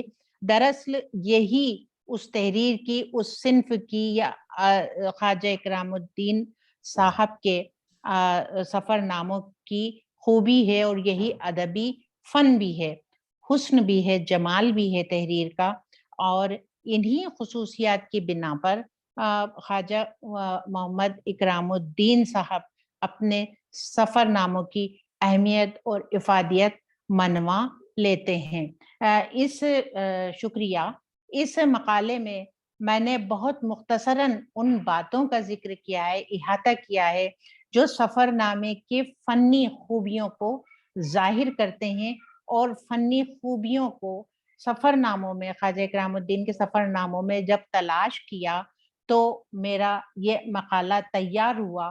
بیچ بیچ میں کئی جگہ ان کی سفر ناموں سے اس میں جو ہے وہ کئی جگہ میں نے کوٹیشن دیے ہیں، جو ظاہر ہے کہ طوالت کے خوف سے میں اس کو جو ہے میں نے حذف کر دیا ہے، لیکن جب بھی یہ کتاب چھپے گی، غالب انسٹیٹیوٹ والے کتاب چھاپتے ہیں تو وہ جو ہے باقاعدہ اس میں اس کا इन कोटेशन का क़ारीन को या पढ़ने वालों को दीदार होगा। बहुत बहुत शुक्रिया, मुझे आपने इसमें जो है शिरकत का मौका दिया, और सदर मोहतरम पाशा साहब, आपकी शुक्रगुजार हूँ, गालिब इंस्टीट्यूट की भी, कि उन्होंने मेरी मसरूफियत को देखते हुए मुझे यहाँ पर मकाला पढ़ने का, पेश करने का मौका दिया। शुक्रिया। बहुत बहुत शुक्रिया प्रोफेसर सरवत खान साहिबा। ख़वातीन व हज़रात, अब ये सेशन ज़ाहिर है कि इख्तिताम को पहुँच रहा है, और जहाँ तक मेरी सदारत का सवाल है, मैं हरगिज़ इसका हल नहीं था। बस एक टेक्निकल जिम्मेदारी मुझे सौंपी गई थी। ज़ाहिर है कि उस हवाले से मैं अगर कुछ अर्ज़ करना चाहूँ तो चंद बातें आप की गोशगुजार करना चाहूँगा। उस्ताद गिरामी प्रोफेसर सदीक़ुर रहमान किदवई साहब, जो कि सेक्रेटरी हैं गालिब इंस्टीट्यूट के, प्रोफेसर खालिद महमूद साहब, प्रोफेसर शाफी किदवई साहब, प्रोफेसर खालिद अलवी साहब, डॉक्टर सरवत खान साहिबा और डॉक्टर इदरीस अहमद साहब, जो डायरेक्टर हैं गालिब इंस्टीट्यूट के, इस वेबिनार से वाबस्ता तमाम हमारे सामीन इकराम, तमाम नाजरीन। जैसा कि आप जानते हैं, गालिब इंस्टीट्यूट एक ऐसा इदारा है जो मुस्तकिल अदब की खिदमत में मसरूफ़ है। अपने क़याम से लेकर अब तक एक बेहद सरगर्म इदारे की हैसियत से इस इदारे ने अपनी एक शनाख्त कायम की है। पूरे साल कौमी और बैनुल-अक़वामी सतह के सेमिनार, वेबिनार, अब तो ज़ाहिर है कि कोरोना में हम वेबिनार करने लगे हैं, का इनेकाद ये इदारा करता रहा है, और इस इदारे की जो अपनी एक शनाख्त है मेयार के हवाले से, ज़ाहिर है कि वो मेयार वो बहुत अहम है। शायद ही कोई दूसरा इदारा हो जिसके सेमिनार्स की, बैनुल-अक़वामी और कौमी सेमिनार्स की हैसियत ऐसी हो कि जिसके मेयार के लोग कायल हों और जिसकी मिसालें लोग देते हैं। और उसी की एक मिसाल आज भी उसी का एक सबूत है कि ये 2 दिनों का जो ये बैनुल-अक़वामी वेबिनार है, जिसमें हम सब शरीक हैं, जिसका इफ्तिताह कल हुआ था, और ज़ाहिर है कल के सेशन और आज के सेशंस में जिस मेयार के मकाले पढ़े गए हैं, उससे आपको अंदाज़ा होगा कि गालिब इंस्टीट्यूट नाम है एक मेयार का, एक स्टैंडर्ड का। और मैं इसके लिए मुबारकबाद पेश करता हूँ गालिब इंस्टीट्यूट को, गालिब इंस्टीट्यूट के सरबराह प्रोफेसर सदीक़ुर रहमान किदवई साहब को, गालिब इंस्टीट्यूट के डायरेक्टर डॉक्टर जनाब इदरीस अहमद साहब को मैं मुबारकबाद तहे दिल से पेश करता हूँ, और ये उम्मीद करता हूँ कि इस इदारे की सरगर्मियाँ बदस्तूर जारी रहेंगी मुस्तक़बिल में भी। आज के इस इजलास में जो 4 मकाले पढ़े गए, उनके मुताल्लिक़ तो सिर्फ ये कहा जा सकता है कि ये मकाले जो हमारे असातिज़ा हैं, ये तमाम जो आज के मकाला निगार जो इस सेशन में रहे हैं, प्रोफेसर खालिद महमूद साहब, प्रोफेसर शाफी किदवई साहब, प्रोफेसर खालिद अलवी साहब और प्रोफेसर सरवत खान साहिबा, ज़ाहिर है कि इनकी हैसियत जो है वो सिर्फ ये कहा जा सकता है कि इनकी उम्र इसी दश्त में गुजरी, इसलिए इनके ज़रिए पेश किए गए जो मकाले थे, इनकी जो गुफ्तगू थी, मकाला नुमा गुफ्तगू जो थी, इल्मी किस्म की जो इल्मी नौइयत की जो गुफ्तगू थी, ज़ाहिर है कि उसके मुतालिक सिर्फ यही कहा जा सकता है कि मुस्तनद है इनका फरमाया हुआ, इससे ज़्यादा कुछ नहीं कहा जा सकता। और प्रोफेसर खालिद महमूद साहब या प्रोफेसर शाफी किदवई साहब, प्रोफेसर खालिद अलवी साहब, ज़ाहिर है कि इन सब की शनाख्त इस वक्त जो असर हाजिर में जो हमारे नाक़दीन हैं, जो दानिशवरान हैं, हमारी जो अदबी शख्सियात हैं, ज़ाहिर है कि उनमें सफ़े अव्वल में इन सब का शुमार होता है। और इनके मकालों में जिन पहलुओं की तरफ इशारे किए गए, जिन पहलुओं का अहाता किया गया, जिन गोशों की तरफ इशारे किए गए, यकीनन बहुत से गोशे ऐसे थे जो बिल्कुल नए थे। वो हमारे इल्म में वो अज़ाफ़ा एक तरह से हैं, और बहुत सारी बातें ऐसी हुई जिन पे कुछ इख्तिलाफ़ात की गुंजाइशें भी थी। बेहतर होता कि कुछ सवालात भी हमारे जो सामीन हैं, जो हमारे नाज़रीन हैं, उनसे कुछ सवालात भी लिए जाते और उनके सवालात के हवाले से भी कुछ गुफ्तगू होती, लेकिन वक़्त की कमी है, ज़ाहिर है कि अगला सेशन भी शुरू होना है। तो मैं चंद बातों की तरफ इशारा करना चाहूँगा। प्रोफेसर शाफी किदवई साहब हैं, मैं खालिद अलवी साहब हैं, खालिद महमूद साहब हैं, सरवत खान साहिबा हैं। मेरी नज़र में आप लोगों ने जिस तरह से मकाले पेश किए, जो सवालात आपने उठाए जिस तरह से, और जिन बातों की तरफ तवज्जो मबज़ूल कराई हमारी, सारी बातें बहुत अहम हैं। ये दोनों असनाफ़, ख़ाह वो सवाने निगारी हो या सफ़रनामा निगारी, ये दोनों ही असनाफ़ हमारी जो अदबी असनाफ़ हैं, उनमें क़द्र मुख़्तलिफ़ नौइयत रखने वाली असनाफ़ हैं। ये ख़ालिस अदब नहीं है, मेरी नाकिस राय में शाफी साहब, मैं ये अर्ज करना चाहता हूँ कि ये दोनों ही असनाफ जो हैं, जिनको हम अदबी असनाफ के जुमरे में शामिल तो जरूर करते हैं, लेकिन मेरी जो आखिर राय है वो ये है कि ये दोनों ही असनाफ खालिस अदबी असनाफ हरगिज नहीं, ये एक तरह से बैनुल उलूमी नौवियत या उस तरह की खुसूसियात रखने वाली असनाफ है, खा वो सवाने हो या सफरनामा हो। ये सिर्फ हमारी जो अदब में तखय्युल की बड़ी अहमियत है। सारा अदब हमारा जो तखय्युल पर मबनी एक तरह से होता है, और हम तखय्युल के सहारे अपने ज़ाहिर है कि जो हमारी तख्लीक़ात हैं अदबी, हम उनको एक तरह से तकमील पहुंचाते हैं। वो एक बहुत बुनियादी, हम कहते हैं ना, बहुत कहते हैं हम कि हकीकत निगारी, हकीकत निगारी, हकीकत निगारी, लेकिन वो हकीकत निगारी फर्जी हकीकत निगारी होती है। हम फर्ज करते हैं। जाहिर है कि जो हकीकतें हमारे गिरदोपेश में हैं, हम उनको एक तरह से फर्ज करके उन्हीं को एक तरह से पेश करते हैं हकीकत की शक्ल में। वो मिन्नवन हकीकत नहीं होती एक तरह से। तो ये जो सिफत है अदब की, जाहिर है कि इस सिफत को अगर आप सामने रखें, तो अगर सवाने को आप सामने रखेंगे उस तरह से, अगर मसलन तारीख, सवाने और सफरनामा, मेरा ख्याल ये है कि सफरनामा तारीख भी है, सवाने तारीख भी है, सफरनामा जोग्राफिया भी है, सफरनामा सकाफत का उसका बहुत गहरा ताल्लुक उससे है, तहजीब से बहुत गहरा ताल्लुक है, उस खित्ते की आबो हवा, उसकी फिजा से बहुत गहरा ताल्लुक है, इसका ताल्लुक वहाँ की जबान, वहाँ के कल्चर, सकाफत का जिक्र मैंने किया, रहन सहन, वहाँ के बुदोबाश जिसे हम कहते हैं वो, और इवन जो खान पान है, जो फूड कल्चर है, जो ये सारी चीजें उसके अंदर शामिल होती हैं। और जो अफकार हैं, जो तस्वुरात हैं, जो अक़दार हैं उस खित्ते से मुतालिक, वो जाहिर है कि वो सब सिमट आते हैं सफरनामे के अंदर। सवाने में भी वो सारी चीजें मौजूद हैं। सवाने भी तारीख है, सवाने भी एक तारीख है।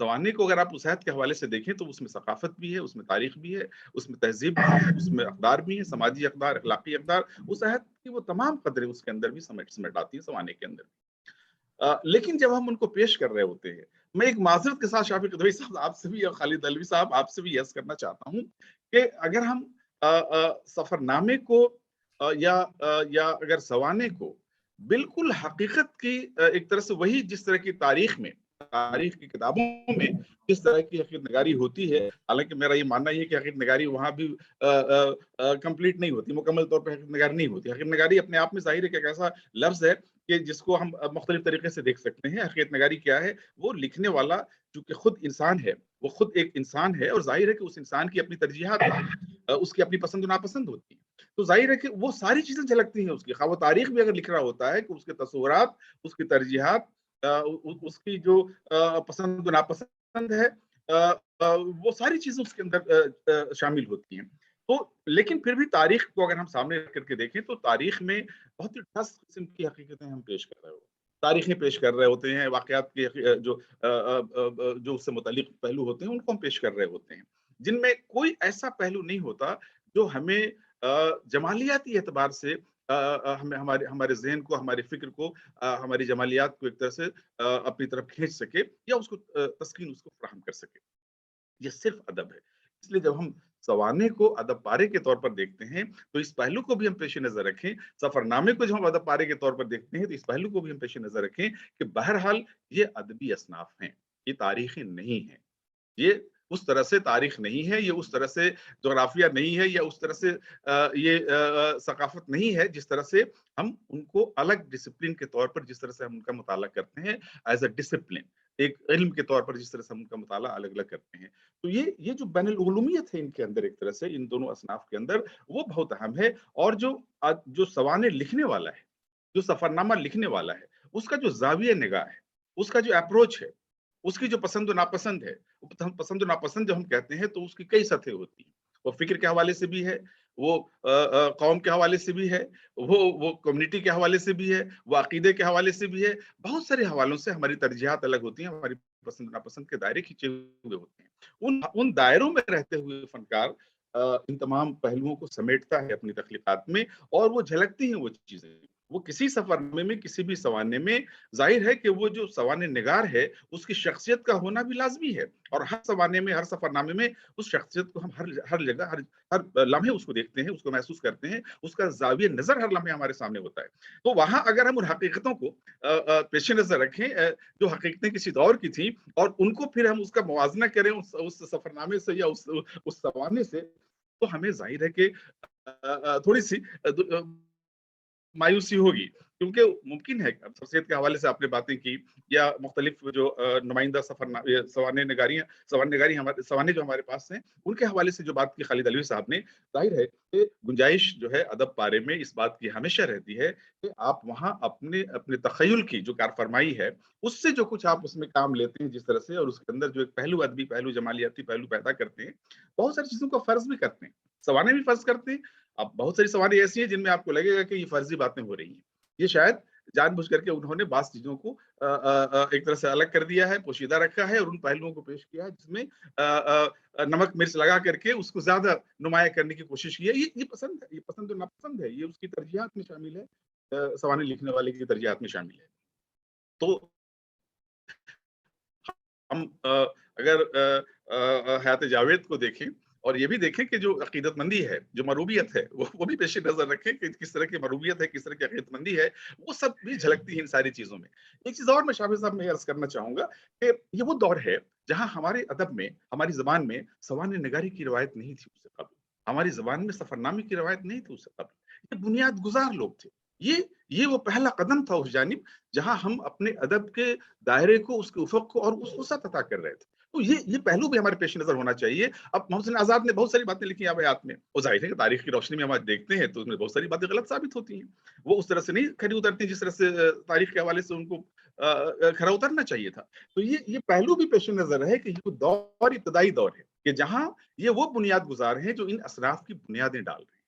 اگر ہم اس پیمانے پر، چاہے وہ سوانح نگاری کے پیمانے پر یا آج جو پیمانے ہیں سوانح نگاری کے یا آج جو پیمانے ہیں سفر نامے کے، ان پہ اگر ہم ان کو دیکھنے لگ جائیں تو ظاہر ہے کہ یہ شاید ہم ناانصافی بھی کریں گے ان کے ساتھ، تھوڑی سی ہمیں لگتا ہے کہ یہ گنجائش ہمیں رکھنی چاہیے اور یہ ان کو دینا چاہیے یہ بینیفٹ کہ ان سوانح نگاروں نے یا ان سفر نامہ نگاروں نے جو پہل کی، جس طرح سے جو بنیادیں ڈالی ان اصناف کی، وہ بہت ہی اہم قدم تھا ان کی بہت ہی اہم ایک طرح سے پہل تھی اور ہمیں اس کا احترام کرنا چاہیے، قدر کرنا چاہیے۔ لیکن ٹھیک ہے، تنقید کے نقطہ نظر سے ظاہر ہے کہ ہمیں یہ پوری گنجائش ہے، ہمارے پاس پورا حق ہے کہ ہم ان پہلوؤں کی طرف اشارہ کریں اور ان کو نمایاں بھی کریں، اور ظاہر ہے کہ یہی تنقید نگار کا، دانشوروں کا یہ کام ہوتا ہے۔ اور ادبی سفر ہو یا تاریخ کا سفر ہو، تہذیب کا سفر ہو، تاریخ کا سفر ہو، ان سب میں آپ دیکھیں کہ ایسی چیزیں ملیں گی۔ تاریخ نویسی کیسی تھی آج سے قبل؟ بہت پہلے ہم تاریخ نویسی پہ غور کریں، تاریخ نویسی کی نوعیت بالکل مختلف تھی، آج تاریخ نویسی بالکل بدل چکی ہے۔ تاریخ لکھنے کا جو پیمانہ آج ہے، جو ٹولز ہیں آج، وہ بالکل بدل چکے ہیں۔ تنقید نگاری کیسی تھی اس دور میں؟ آج تنقید نگاری کے پیمانے بدل چکے ہیں، ٹولز بدل چکے ہیں، سوانح نگاری کے ٹولز بدل چکے ہیں، سوانح نگاری کو دیکھنے کے ٹولز بدل چکے ہیں، سفر نامے کو دیکھنے اور پرکھنے کے ٹولز بدل چکے ہیں۔ تو ظاہر ہے کہ ہم ان تمام پہلوؤں کو، ظاہر ہے کہ آپ سب ہمارے لیے بے حد قابل احترام شخصیات ہیں، آپ سب کے علم کا شعرا ہے، ہر شخص قائل ہے، ادبی دنیا کا ہر شخص آپ کے علم کا قائل ہے۔ آپ سب لوگوں نے جن پہلوؤں کی طرف اشارے کیے بہت اہم پہلو تھے۔ میری چند معروضات تھی جن کا میں نے اظہار کیا۔ خالد محمود صاحب نے جو ان پہ کام کیا ہے، ان کا میدان ہے سفر نامے کے حوالے سے، ظاہر ہے کہ ان کا فرمایا ہوا ایک ایک حرف جس سے سفر نامے کے ارتقاء یا اس کے آغاز اور اس کی اہمیت پہ روشنی ڈالی، ظاہر ہے کہ یہ ہماری محرومی رہی کہ درمیان میں ذرا وہ رابطہ ان سے منقطع ہو گیا تھا اور ہم اس طرح سے مکمل نہیں سن سکے، مقالہ ان کا نہیں سن سکے، لیکن بنیادی باتیں تھیں ان کے مقالے کی تقریباً وہ مکمل ہو چکی تھی اس وقت۔ میں سمجھتا ہوں خالد محمود صاحب شاید وہ مکمل ہو چکا تھا آپ کا مقالہ، جو بنیادی طور پہ جو بنیادی باتیں تھیں جو بنیادی نکات تھے اپنے مقالے کے اندر۔ میں ان باتوں کے ساتھ ساتھ میں اپنی گفتگو کو ختم کرتے ہوئے ایک دفعہ پھر سے میں اپنے تمام مقالہ نگاروں کو مبارکباد پیش کرنا چاہتا ہوں کہ انہوں نے بہت اہم مقالے پیش کیے اور ہمارے سامعین، ہمارے ناظرین اور ہمارے ادبی حلقے کی بصیرت میں، ان کے علم میں اضافہ کیا آپ نے۔ یقیناً بہت عمدہ اور اہم مقالے تھے آپ سب کے، آپ سب لائق مبارکباد ہیں۔ میں آخر میں پھر سے غالب اکیڈمی کا شکریہ ادا کرنا چاہوں گا کہ انہوں نے اس فریضے کے لیے مجھ ناچیز کو یہ ذمہ داری دی کہ میں اس سیشن کی صدارت، بہرحال میں اپنے آپ کو صدر بالکل نہیں تصور کرتا، میں تو ایک طالب علم کی حیثیت سے حاضر ہوں اور اپنے تمام ان عالم مقالہ نگاروں کو بالکل سنتا رہا، میں ایک ایک لفظ میں سنتا رہا، ایک ایک حرف میں ان کا سنتا رہا اور اس سے مستفیض ہوتا رہا۔ میں اپنے تمام مقالہ نگاروں کا شکر گزار ہوں، میں تمام ناظرین اور سامعین کا شکر گزار ہوں کہ انہوں نے اس اہم ویبینار میں شرکت فرما کر یقیناً نہ صرف اس سیمینار ویبینار کی اہمیت میں اضافہ کیا ہے، بلکہ जो कुछ भी गुफ्तगू इन हवालों से सवाने और सफरनामे के हवाले से गुफ्तगू हो रही है इस वेबिनार के तहत मुख्तलिफ इजलास में, वो यकीनन उससे उनके इल्म में इजाफा हो रहा होगा, मुझे पूरी उम्मीद है। इन्हीं अल्फाज के साथ मैं आपसे रुखसत चाहता हूँ। बहुत बहुत शुक्रिया। आदाब। बहुत शुक्रिया प्रोफेसर अनवर पाशा साहब। नाजरीन, आप उर्दू ज़बान और अदब के बुलंद तरीन स्कॉलर्स के पुरमग़्ज़ मक़ालात समाअत फरमा रहे थे। मैं गालिब इंस्टीट्यूट की जानिब से प्रोफेसर खालिद महमूद साहब, प्रोफेसर शाफ़िक़ क़िदवाई साहब, प्रोफेसर सिद्दीक़ुर रहमान क़िदवाई साहब, डॉक्टर खालिद अलवी साहब, प्रोफेसर सरवत खान साहिबा और तमाम नाजरीन का जो जूम, यूट्यूब और फेसबुक पर सेमिनार में शामिल हैं, सब हजरात का दिल की गहराइयों से शुक्रगुजार हूँ कि आप हजरात ने मसरूफियत के बावजूद सेमिनार में शिरकत फरमाकर सेमिनार को कामयाब बनाया। मैं खुसूसन प्रोफेसर अनवर पाशा साहब का मशकूर ममनून हूँ कि आपकी ने सेशन की सदारत फरमाई। हजरात, सेमिनार का चौथा इजलास दोपहर 2 बजे मुनक्किद होगा, जिसकी सदारत प्रोफेसर याकूब यावर साहब फरमाएंगे। मकाला निगार हैं प्रोफेसर इब्न कमर साहब, डॉक्टर मजहर अहमद साहब और नज़ीर अहमद गनाई साहब। बहुत बहुत शुक्रिया सर। इदरीस साहब, वो लंच की भी तो रवायत है, गालिब लंच की रवायत। लंच का वक्फा है सर इस वक्त। आप घर पर लंच कर लीजिए इदरीस साहब की जानिब से। लंच का वक्फा है सर। चलिए, बहुत बहुत शुक्रिया। बहुत शुक्रिया। बहुत सबको सलाम। बहुत अच्छा लगा सबको देखकर और सुनकर, और इदरीस साहब आपको भी इस कुर्सी पर देखकर आज पहली बार देखा मैंने। बहुत मुबारक आपको। बहुत शुक्रिया। लेकिन आप लोगों के दुआओं से हमारे अनवर पाशा साहब हैं, खालिद अलवी साहब हैं, खालिद महमूद साहब, सब लोगों की सबको देखा, सबको सुना। अल्लाह ने मुझे मौका दिया है। मैं कोशिश करूंगा कि मैं अपनी तरफ बस वही तमाम बातें हैं, सब आपके साथ हैं और पूरा दिल्ली में तमाम मजमा है अदीबों का। पाशा साहब, मैंने देखा है कि देखिए हमारी दरखास्त पे फौरन जो है वो तशरीफ लाते हैं और ये सब हमारे यहाँ, और आप भी शामिल हैं, खालिद महमूद साहब, खालिद अलवी साहब, बिल्कुल साहब, सब लोग जो है बिल्कुल बड़ी मोहब्बत है इंस्टीट्यूट से, सब लोग एकदम शामिल हो जाते हैं। पूरी कहकशां हैं। बहुत अच्छा लगा सबको देखकर, सुनकर। आपने जो वहाँ उदयपुर में जो सेमिनार किया था वो भी अपनी नौयत का मुनफरिद सेमिनार याद है। जी हाँ, उसकी किताब वो हो गई है।